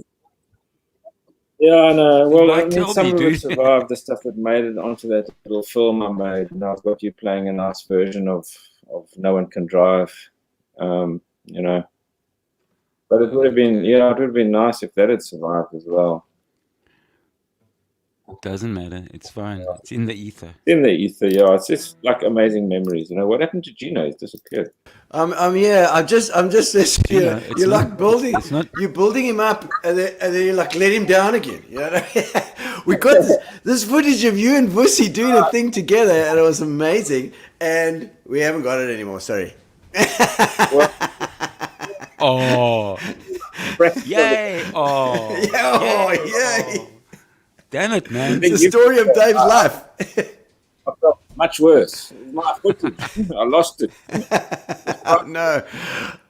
I know, but thanks, Tim. Because I see you guys. I see you use photographic and music, and you've got a bit of everything as well, including the visual arts. But really like sticking to your guns and doing it, and keeping that Eastern Cape flavor. Got to be in it for the long haul. That's what I admire about Dave. He's in it for the long haul, and it's him and Anton were the first songwriters I heard in Port Elizabeth singing songs about our town, about us. What you were mentioning earlier. And it's important. It's important. And Dave was a huge inspiration. It was awesome to see how what an inspiration he was for someone like John, and for me to picture. Yes. John as someone who could hardly play the guitar, it's hard to do. When you see John play the guitar, you can't imagine him not being able to play the guitar. Yeah. He's super good. And, according to Colin, anyway. That he was inspired and learned from Dave. That makes a lot of sense. Dave's been a big inspiration to a lot of people. I think so. And I don't think Dave always knows. I don't think he always knows that the guy's checking him out and really taking inspiration from what you do, Dave. Yeah. And Dave and I collaborated a lot in this. Just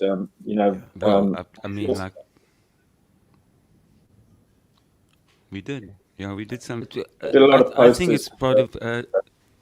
You did some nice posters for me, for the festival. Shows. Funny little bars where I used slides for your shows and stuff like that. That's right, A couple in feet. There was a nice little collaboration with images and music, For me, from my point of view, it's more like part of a scene, because all my friends, people around me were creative as well. Yeah. So I didn't feel like I'm the only one writing music here or doing something. Yeah. I was turned on by the guys who were doing other stuff, like of art, course. Painting, photography, and it's just like a whole milieu of PE artists doing stuff. You're like in a bubble, like Fire Club, for example, with Dorian du Toit. It's you're part of a scene basically. That's important, and for it to have a scene, to have a Port Elizabeth scene. Oh no, it's called something else, but. You actually need venues. You need a venue or one or two. Like the Music Kitchen now is a big front for place for music. But I believe there are a lot of new venues. I don't know. Yeah, well, I think they're all waiting till COVID's over. Britain and a venue down at Awesome Target where you played that time. She had some lovely music. And she doesn't have a bar. She didn't make any money from it. She just believes in it, you know. Yeah. No, but I've had lovely concerts there. Oh, Yeah. I actually, you know, you really look forward to them because everybody who's coming there wants to be there. Yeah. They wants to be. Yeah, they're not didn't land there by Yes. accident. And they're also there, and they encourage you to because they want that they want that originality. Yeah, absolutely. Yeah, I think PA only really has like original artists there. She's not Yeah. going to have a. If you're a cover band, you can't get in there. Yeah, But it's like a label for her. I haven't played there for a long time. Oh, it's not just Oh no, but thank you, Tim, man. Thanks so much. I think we've got to do another song. I think it's time for another song, and Dave's got to play one live, and then we're going to get into some of the questions. But thanks Tim, for coming on. Thanks for the inspiration and all the music, Dave. Cheers, You've been a Tim. huge inspiration. Yes, man. We'll see you again. Soon. Yeah. Ciao, Tim. Cheers, bye. Legend, also a legend here. They're one of the Grebechis. And, but and the he's thing popped is on a that- few times. Thank you for that, Tim. Yeah, but I mean, I really rate these guys as artists themselves, you know. So it's nice to hear them say things like that. Amazing. But you know, I think we might have some other stuff as well. I must just check with Gary and see what he's got. Okay. But otherwise, Dave, you can send with a quick song, and then we'll get into to the getting to know you section. what you don't know? Oh, there me, we go. man? Oh, before you do that, let me quickly just bring on one more guy quickly, because we were talking about him right now. I see Gary's queued up the video. Let's have a look. Rhubarb custard. Are we playing? Are we rolling? Hi, David, and hello to the Gino Spot followers. When Gary asked me to come on and be part of the dedication to David, I agonized over this, David, to find something good to say. Not because there's nothing good to say, but because all my dealings with you have been over music and around gigs or projects, or either I was playing after you or before you, or occasionally we collaborated on things. And all of the stories I have to retell of things to do with us, I feel they related to gigs and to shows and to venues, and they only make sense in that situation, and they only live on the road, so to speak, and that's where they need to stay. I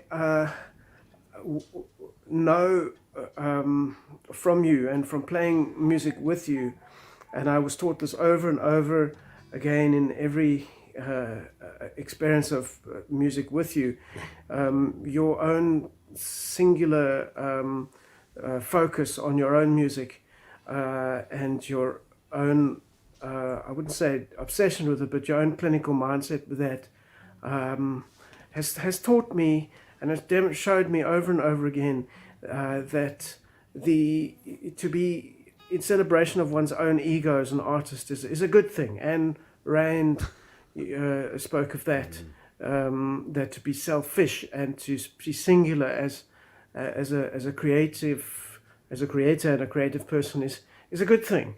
And you've taught me that and showed me that as a songwriter myself, and as another songwriter, as somebody out there.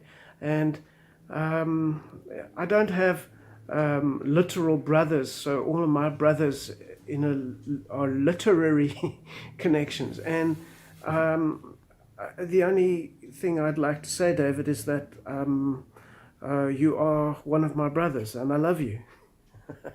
Cheers. Oh, that's nice. Oh, that's very sweet, yeah. You know, Anton doesn't Nice often bring his love out, you know. Yeah, it's nice of him not to bring up the dirty laundry, though. No, we didn't want too much of that, No, you know, there's no Dave. dirty laundry. No. Okay, Dave, you want to give us another song? Yeah, That'd be no, great. I really appreciate it, thanks. Let me try that. Let's see. What song Don't you have got? to do too much here. 1, 2. This one's called Drunk and Disorderly. I wasn't going to do it, but seeing as you're sponsored by an alcoholic company, I might as well. No, it's the mixer. Hold We're on a sponsored sec. by the mix. We have got some punters here which we Is use. it a mixer? Quite, well, this is the gin over here that we've got. Keith has sent me a new one. Look at that. Oh yes, you can say thank you to me for linking to your sponsors. Excellent.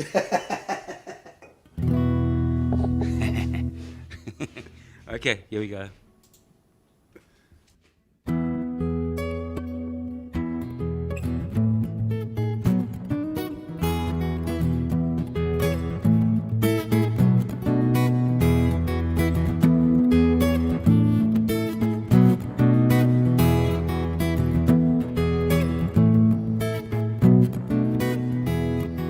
Two kids playing in the park. One's got a bottle and the other a dog.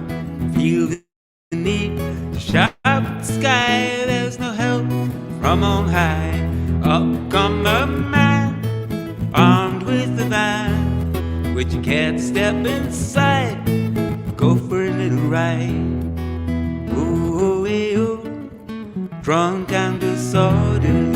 Oh, hey, oh. Need to tell you twice. Oh, hey, oh.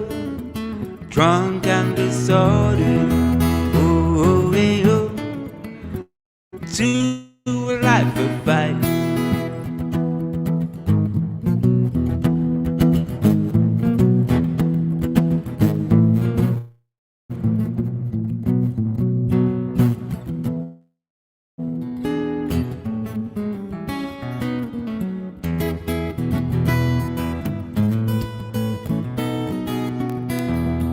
There's a shortage of housing, the jails are all full. To dismiss this case would be a bitter pill.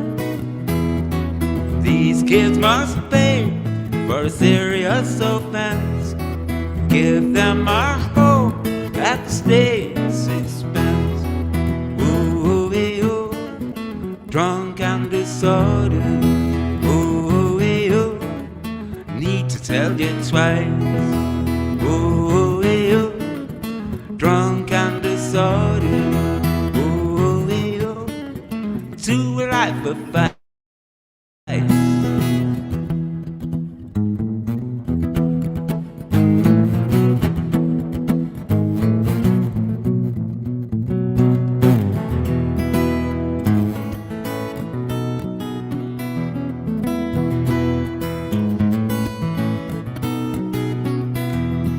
Well, he took them and he booked them, put them away. Right there through Sunday, we'll come back on Monday. Spread on the table, a roof over your head. There's running water and your own single bed. Whoa, hey, oh, drunk and disordered. Whoa, hey, oh, need to tell you twice. Oh, hey, oh, drunk and disordered. Oh, hey, oh, to a life of vice.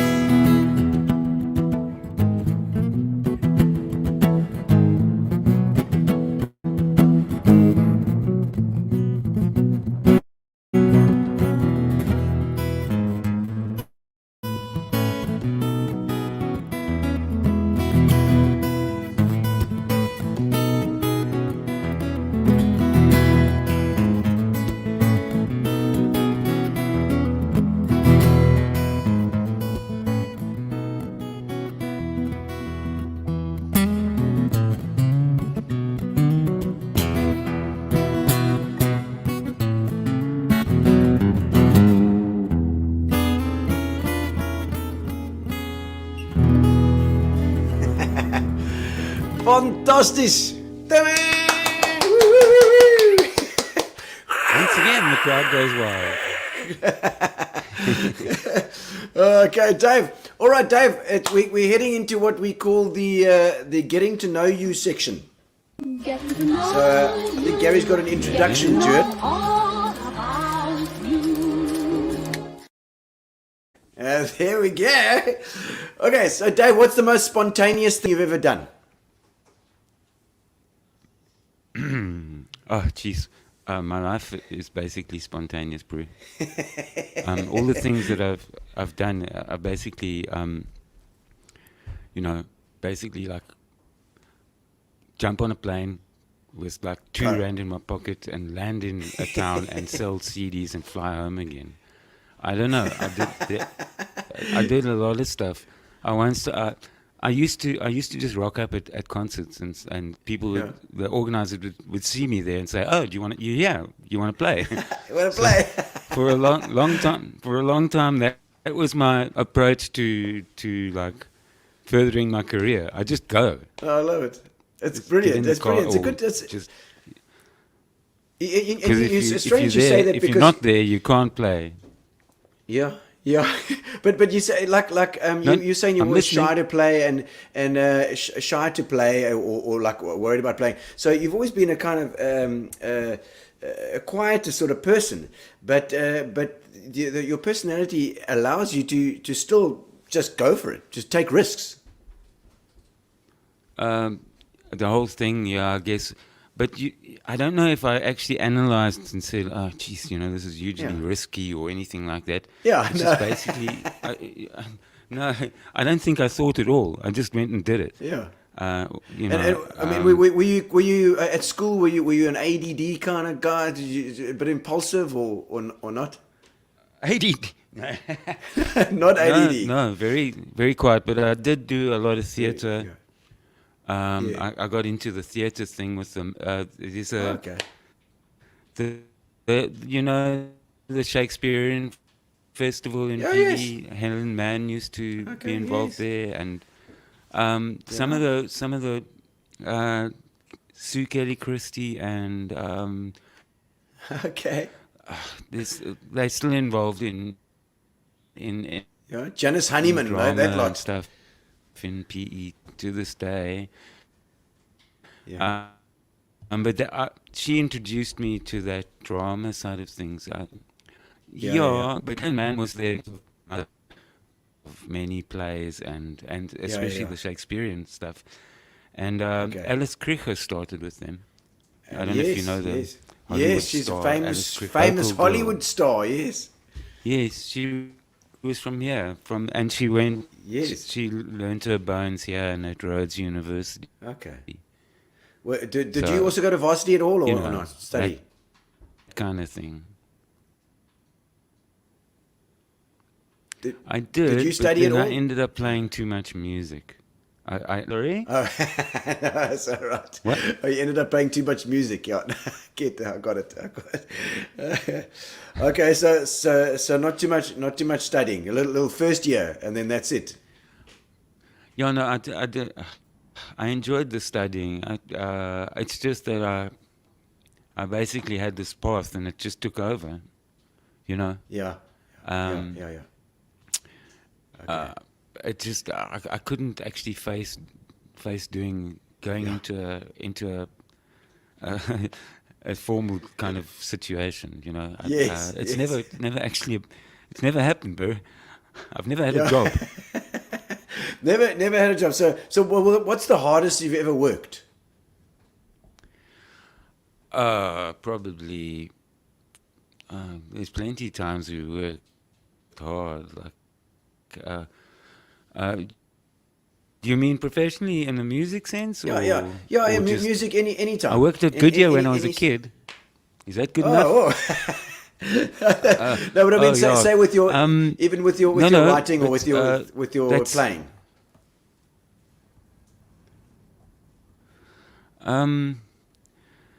I don't know. It comes in fits and starts. But once I start with a project, it's very very focused, and I work non-stop. The last album I did that I recorded with Louis in Austria is called Aces Adrift. Yeah. We spent 2 years prepping that, or I did. And then I went to Austria and recorded it there with them. Yeah. Gee whiz. It took me 2 years. What we did was we bounced files, the arrangements that way. Yeah. So that was like, but I was pretty focused on the whole thing for that length of time. And then afterwards, you've done the album. Now you got to sell it or put it out there. Market it. And Geez, around, like. yeah, and then around that time, I got really ill as well. Again. Yes. And so I'm sort of coming back into play now. After a few years of just like nightmare stuff. My hands seized up actually. They literally went like this and popped out of their joints and stuff. So my doctor sorted me out with some stuff that works. Wow. I mean, because I've noticed that over the last while, you've really sort of started streaming. Over lockdown, you've been streaming, you've been doing your thing, and I see a regrowth, you know. Yeah, no, I'm working at it because basically, say give or take 3 or so years ago, I thought I was never going to play again. I honestly did, because I lost the use of my legs for a start, so I couldn't walk. Jesus. And then my hands went. So I thought, that's the end. I'm never going to play again. You know? Yeah. And so then I landed up in the hospital again. It must be 3-4 years ago. That is in hectic. that state. And then I started climbing out of the hole again. Yeah, no, I'd say 3 years of recovery now. Of just getting... There's some things like your the legs are fine to walk on, but I can't do gymnastics or anything. Okay. And the neuropathy is no, but your feet go numb. Diabetics eventually your feet go numb and stuff like that. Yeah. So circulation and I'm always putting my foot in it anyway. Yeah, you got it in your mouth. Yes. No, not quite. Also, I've been doing yoga. Okay, I see. Yes, look at that. Very good. But it's good. It's good to see you. It's good to see you coming out of that hole as well. When everybody else, all the other musos are like in a hole, like getting in the hole because they've got no gigs, and you're like rebirthing yourself. You know, this is amazing. Yeah, I think the thought of thinking that all that I'd never be able to do it again, which is like, you know, and having it come back, you got to appreciate it now, you know. It's like, I could have been in a position to never do this again. I better appreciate doing it now while I still can, you know. To me, it's like a miracle, actually. If you ask my partner or wife, you know, they thought I was going to die. So, you know, they thought it was tickets. And then slowly, we came right again. Came out again. That's amazing, Dave. That's a really such a great story. Again. Because and also like you got to have some fight in you in order to do that too. Are you there, Dave? We still got you. I don't. There's a lot. I don't think. We've Gary's brought Tim back on again because I think Tim. Yeah, there was something I back. forgot to tell. Yes, tell this funny story about that. There's a story. Wait, hang on. I'm going to take myself off. Okay. Yeah, Dave. Gino reminded me about this when he asked about what was the most spontaneous thing you've done. Why have you got? Is that a banana? Okay, this is now the Dave spot. Gino's gone. The Dave spot. There was this moment when we were in Grahamstown during one of the festivals that you had a show there with Jerry O'Brien, and we were staying with Peter Dutoy. And I remember going off with you. We were sleeping at Peter Dutoy's house every night. It was very hot that festival, remember? Everyone bought beanies and coats, but it was like over 30 degrees every night. And I don't know why, but it was before the days of cell phones, and we had to make a plan to reconnect. I think we had one key or something that we were sharing. So I remember heading off from Pete's place, and we were in High Street, and so we missioned off to High Street, and you went your way to put posters up or whatever, and I went my way. And I said to you, I was walking away from you, and you're about 10 meters away already. And then I remembered, oh, we've got to meet up later. I said, hey, Dave, where will I see you? And you turned around and you said, I'll see you in hell. And everyone in the street stopped and laughed. Well, they didn't laugh. They were shocked. It was very funny. You had to be That's there. hilarious. No, I'm sure. I remember. I'll see you in hell. I remember that like yesterday. Oh no! And you know, Peter Toy. In those days, we had our center stage shows as well, and we used to all stay at Peter Toy's place. But say what the bystanders say was what you saying, Dave? No, that like the startled bystanders walk, passes by like. You in hell. It's like, I made it sound real. I made it sound like I meant it. It's very funny. And I think of it often. Oh no! Oh, that is funny. Thanks, Tim. No other funny stories. Have you got any other stories? Excuse me. About Dave? Yeah. I've got one about Tim. No. Okay, go for it. Oh, what's good for the goose? I've got one about Tim. Okay, so we went camping in Bavianskloof. Okay, so we made a fire. Then Tim does his thing, his party trick. He throws a can of beans in the fire and then it explodes and throws these beans everywhere. Okay, that's Tim. Take a can, put it in the fire, poof, flipping tomato sauce everywhere. Anyway, so we all go to sleep, la la la la la. He's sleeping outside on the ground there with a sleeping bag. I wake up in the morning, it's steaming hot in the tent. I open the tent, I look out, and there's Tim sleeping, and there is this massive 579 kilogram pig. It was a pig. You didn't have your glasses on, bro. You looked up and you see this pink thing shadow over you. I said, your glasses, and you put them on and you saw what was happening. I remember. I mean, like this massive thing. If it decided to roll on you, bro, you were dead. I remember that clearly. You're waking up underneath a pig. One side of me and its front legs were on the other side of me. It was a pig. It was pink. It was like, and I woke up with Dave shouting, and there's this pig on top of me. That was scary stuff. But you kept your cool. I did. Yeah, I was probably very Babalas. No, but you kept your cool. You didn't panic. I was really impressed. No, good stuff. I like that. Yes. The pig was calm. I was calm. Yeah, everyone was calm. Pig just ambled on the notes, Churchill said, like Churchill said, Sonny, you all relax. Dogs look up to us. Cats look down on us. A pig looks you straight in the eye.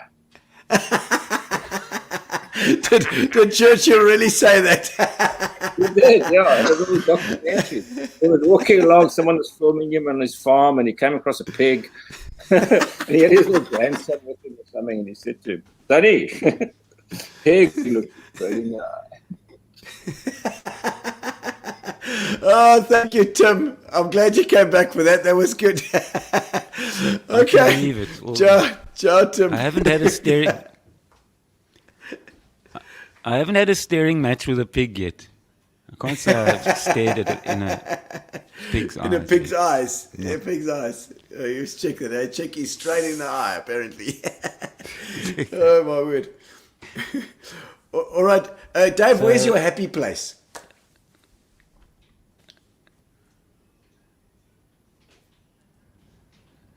Yeah, no. Got a bit of a delay here. No, it's going on. Where's your happy place? I'll remember. Very nice. It's couldn't be okay. The wild is cool. It's green here. Yeah. I can hear the sea from our house. Oh, lovely. I can tell it's high tide all the Lovely, time. lovely. Like you go to sleep with the sound of the sea. So for an Beautiful. Eastern Cape coastal boy, it's pretty much paradise, you know. There's Yeah, birds, there's buck, there's the porcupine Lovely over there, animals there's the all dog around barks at all night, and yeah. So I can't think of lovely. I can't think of a better place to live right now, actually. Yeah, no, Lovely. and yeah, there's whales out there. It's really typical Eastern Cape or border, whatever you want to call Yeah, it. yeah, yeah. Oh, that's beautiful. The Okay, so best of, I think. another But you question know, here. some guys have been. Hey? Some guys have been posting. He said.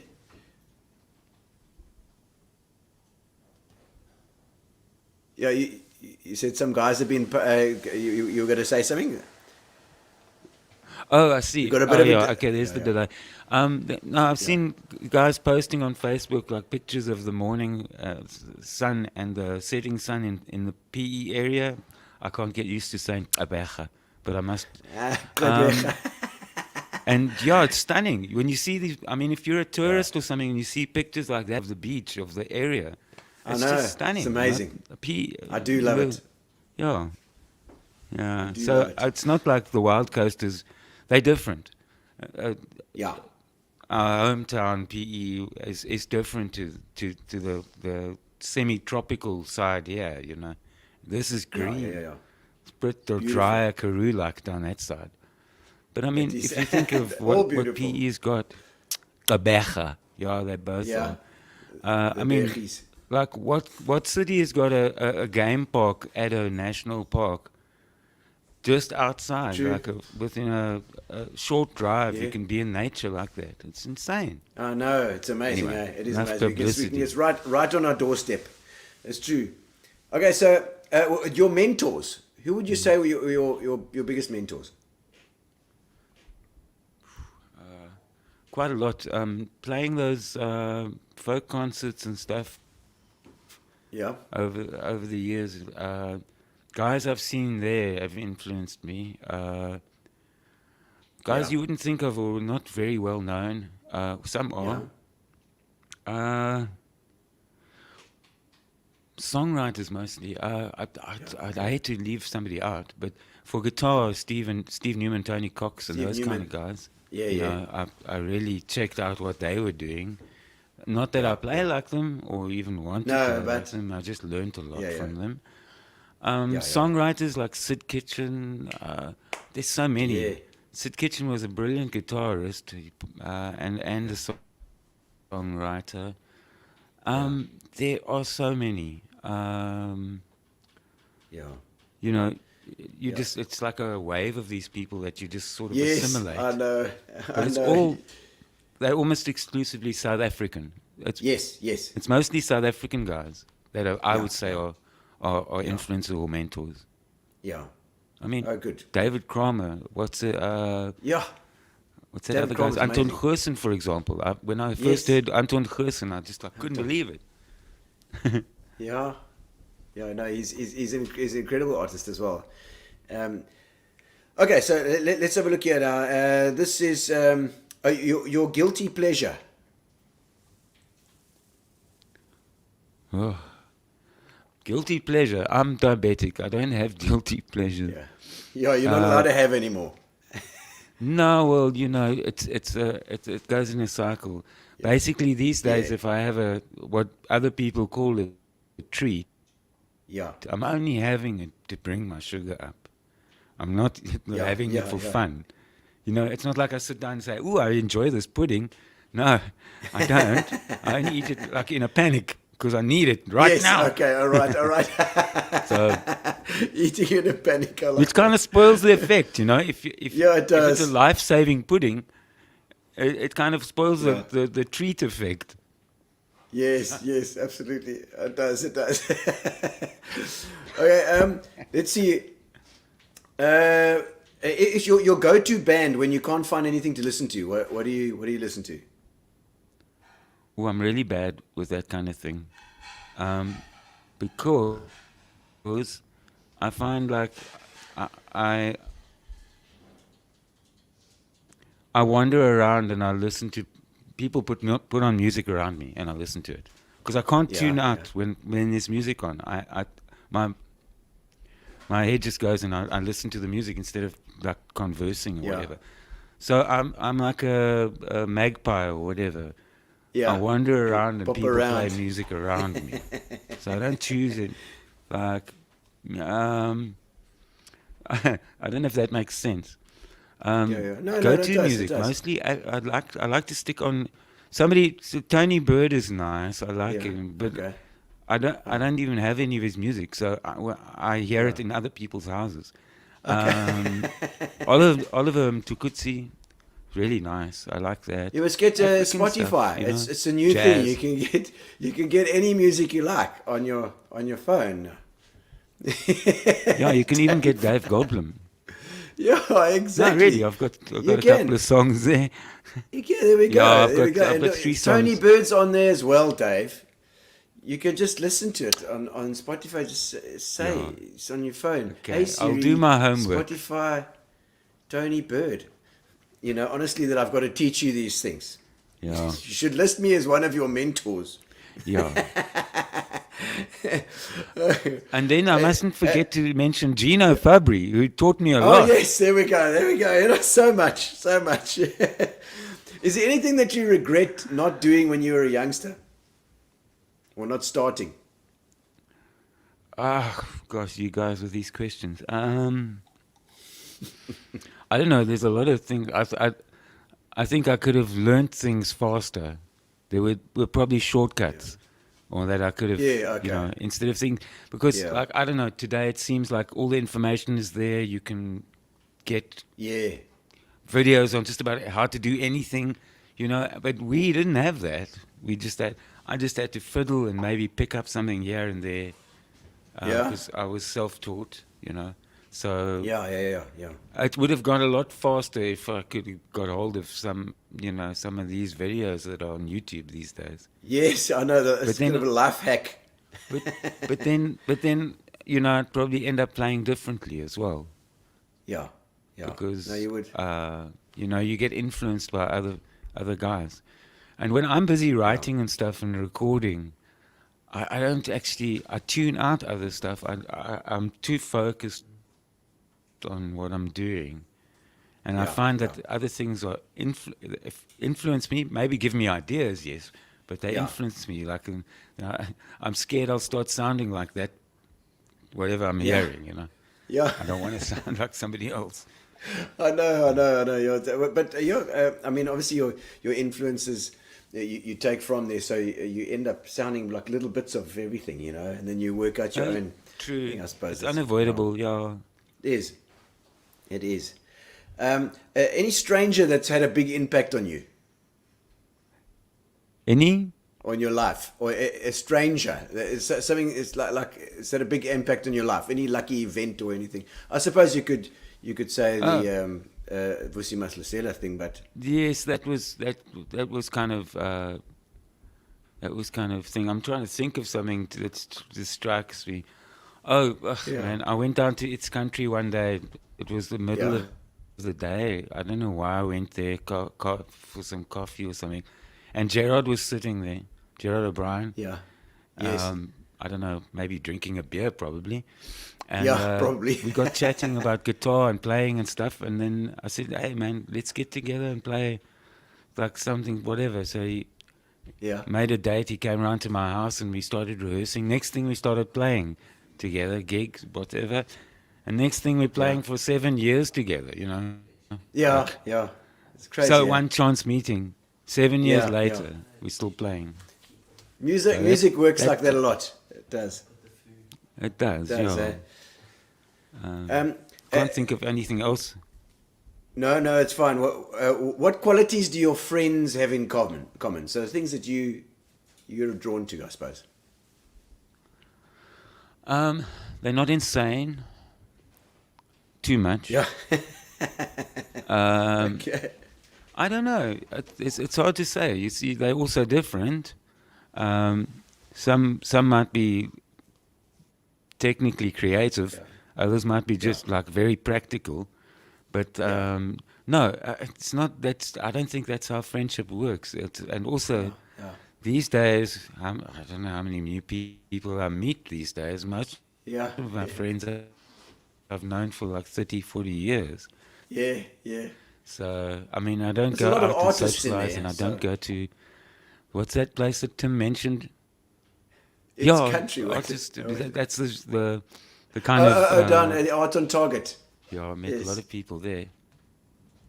Art on Target. Sorry? Art on Target. That was the one with Brett and Ann down that side. Yes, yeah. But that's in PE. I mean, a couple of... Yeah, it's a PE. That's a... Yeah, I did. The last time I played there, I played with Tim Parr. Tim Parr right. from Elemental, blah, blah, blah. Yes. And Great yeah, guitar they player. had a huge tour. Oh, and Joe as well. Joe van der from Linden. Linden. Van der Excellent, Linden. excellent. Yeah. In Linden. All right. Okay, Dave, we're heading into the quick questions now. There's rapid fire. We call it the rapid...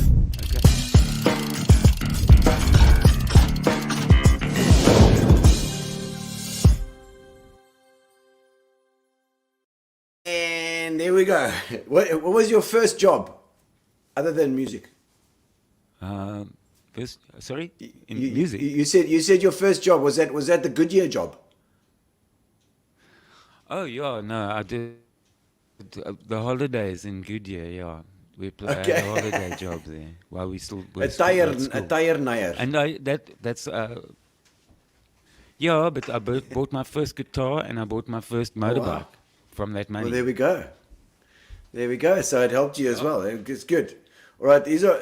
What is one habit you wish you could break? One habit I wish I could break.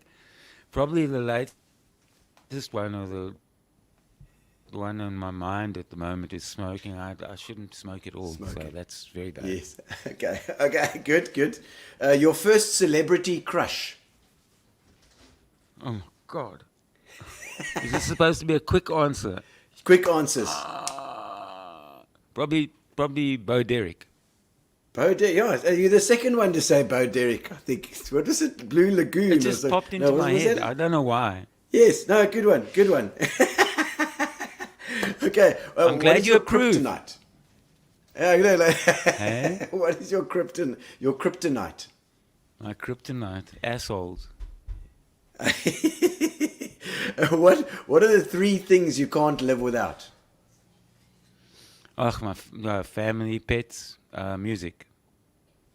Family, pets, and music. Good. And your nickname? Have you got a nickname?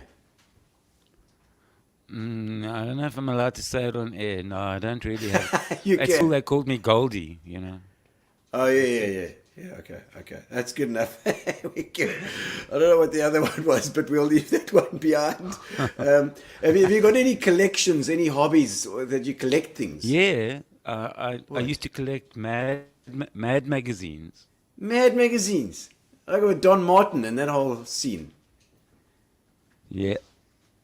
What's his name? Alfred E. Newman. I've still got them, but they... Alfred E. Newman, yeah. And the Mad Fold-ins. I've got a Mad magazine with President Trump on the cover. I mean, Donald Trump on the cover, but way like in 1980 something, when he was like, you know, he made it into Mad magazine in 1981 or something. We should have known. What was going to happen there. What quirks do you have? Do you have any quirks? I'm sure my family will be able to tell you, because I'm not aware of them. Okay. Well, I suppose that's a quirk in itself. Your biggest irrational fear or phobia? That we'll run out of toilet paper. You go and get a Spar and buy a whole pile of it quickly. Oh, my word. Okay, are you superstitious about anything? Nah. Not? Nah. What celebrity... What celebrity annoys you the most? Celebrity annoys me the most. Oh, there's so many. So many That's that will hard never question. annoy That's you. a hard question. I can't. No, I prefer not to say. Okay, all right. Because All right. I'm trying to be nice. Yes. I'm trying. Yes, just trying to be nice week. I'm my karma. I don't want my. Okay. Yeah, Okay, it's my good. karma. Namaste. Namaste. Do you eat food that's past its expiration date, and if it smells and looks fine? I probably do, but I can't see small print, so it doesn't really matter. Okay, it doesn't matter anyway. If it's in the pantry, I'll eat it. Okay, just check in the back of the fridge, see what's there. Oh, no. Okay. There's some plant. What kind of yeah? What kind of things do you like to cook, and what are you good at cooking? Just basic stuff. Spaghetti bolognese. Boring stuff. Shawarmas. You can shawarmas. You can make a shawarma. Well, we bake the pizza, yeah, and we just or wraps actually. We make wraps. Okay, nice. Just Okay, nice that's wraps. So it's a little bit boring, but it's alright. Gonna get that. No, it's boring. Okay. I have very simple food. All right. Now we've got some. I'll we, never we've be got a some. celebrity chef. Okay, we'll never be that. Okay. All right, we got a couple of would you rathers, just a few of them. I don't know if Gary's got an intro to the would you rathers.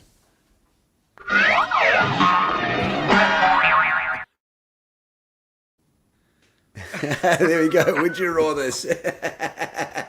Okay, would you rather have more time or money? Say? More time or more money?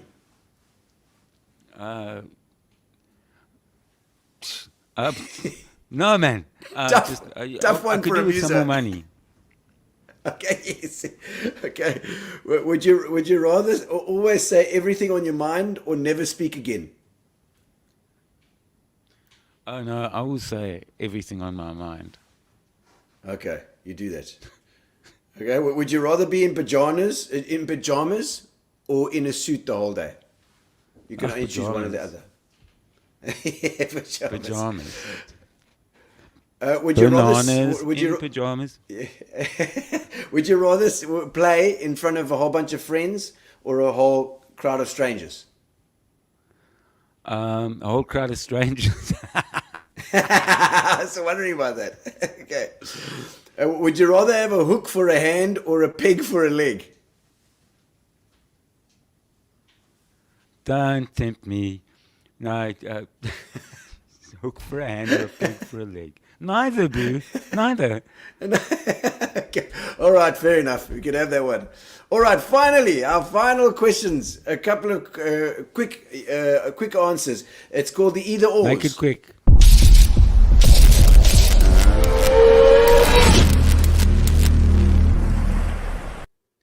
All right, here we go. Amusement park or historical sites? Historical sites, yeah. Excellent. Night owl or early riser? Night owl. Night owl. Structured routine or go with the flow? Structured, go with the flow. Structured, go with the flow. You got to say structured or go with the flow. What, are you going to cane me? Are you going to punish me if I say the wrong answer? No. Some of them are both wrong. They're both right. No, just go with the flow. But that's a weak answer because. All right. Yeah, Okay. because I do structure. You've got to have some structure as well. You do. Okay. Okay. Good. You wave that banana around. It's looking bit. All right. Final question. Final question. Honesty or others' feelings? Ooh, I'm very diplomatic. Are you diplomatic? So others' feelings then. That's the one to go with. Oh, Dave, excellent. Well, we got the final, always that final question that I ask people for their most embarrassing moment, wherever it was or is, and then your worst gig. I know there are embarrassing moments, but I'm just going.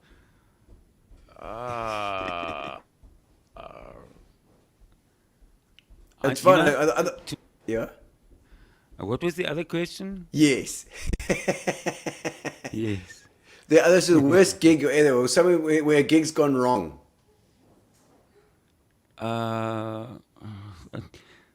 Funny thing is, my brain has gone.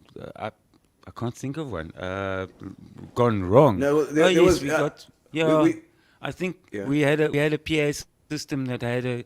In fact, this one has as well. It's got a kettle plug for the amp. You know, so you get somewhere like in the middle of the boondocks, and the kettle plug lead is missing.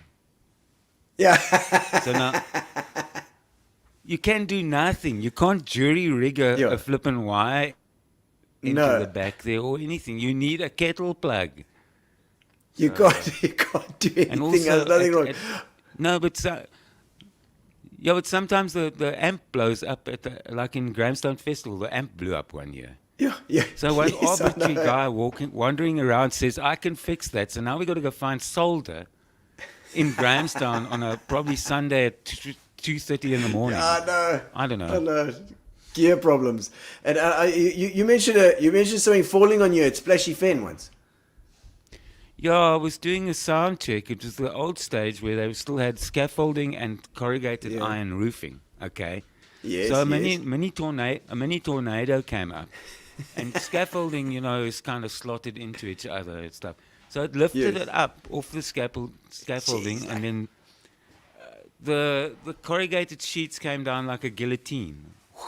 Like this. And it went down my back here. Just nicked my neck. Like chang. And everybody was going like this, expecting my head to roll off the stage. Holy crap. Yeah, okay, no, that'll count. I get off stage. No, but I get off stage and Dave Mark says, that was close. Jeez, oh my word. Dave, thank you so much for joining me tonight. I'm going to let you go and have your supper. And it's been fantastic. Yes. Yeah, thank you. You got to get your. Thank you, Gary. Get your stuff together. And it's been amazing. And keep at it. I'm glad to see that you're on the up and up and rehearsing again and doing your thing. Thank you, Gillian. Yes, Gillian's saying how's it as well. Lots of comments coming up, and there'll be lots of people watching it in the future as well. So Dave, it's been amazing. Thank you so much. And that's competition time now. Yeah, take care. Bye. Ciao. Okay, competition time for Gino's spot. Thank you very much to Dave. It's been fantastic. It's such a talented guy and incredible. And so we got a competition. We got all the comments together, and we put them all on the screen, and then we choose a winner, and the winner will win a case of Fitch and Leeds. So let's go for it, and let's see who's winning. All the names coming up throughout the evening, and bam, Fogarty is nearly the winner. Is it Mitchell? Oh, it's still going. Oh, it's still. Oh, I don't know. We're waiting for the winner. Who is it going to be? Heather Victor! Heather Victor, fantastic. I'm glad you are the winner tonight of our Fitch and Leeds. I'll get it to you. I'll make sure you get it. Thank you for joining us, ladies and gentlemen. And we'll see you on Tuesday. And we'll thank you to Spa. Thank you to Fitch and Leeds, our sponsors. And thanks to Gary and P for doing it. Well, it's been lovely in St. Francis, and we'll see you on Tuesday, ladies and gentlemen. That's right, Tuesday. All right. So sit down, coming out of PE town. Drink, find a shot. Never mind your liver. Get to Gino's spot. Gino's spot. Get to Gino's spot. Gino's spot. Have a laugh, have a giggle, and exercise your middle. Have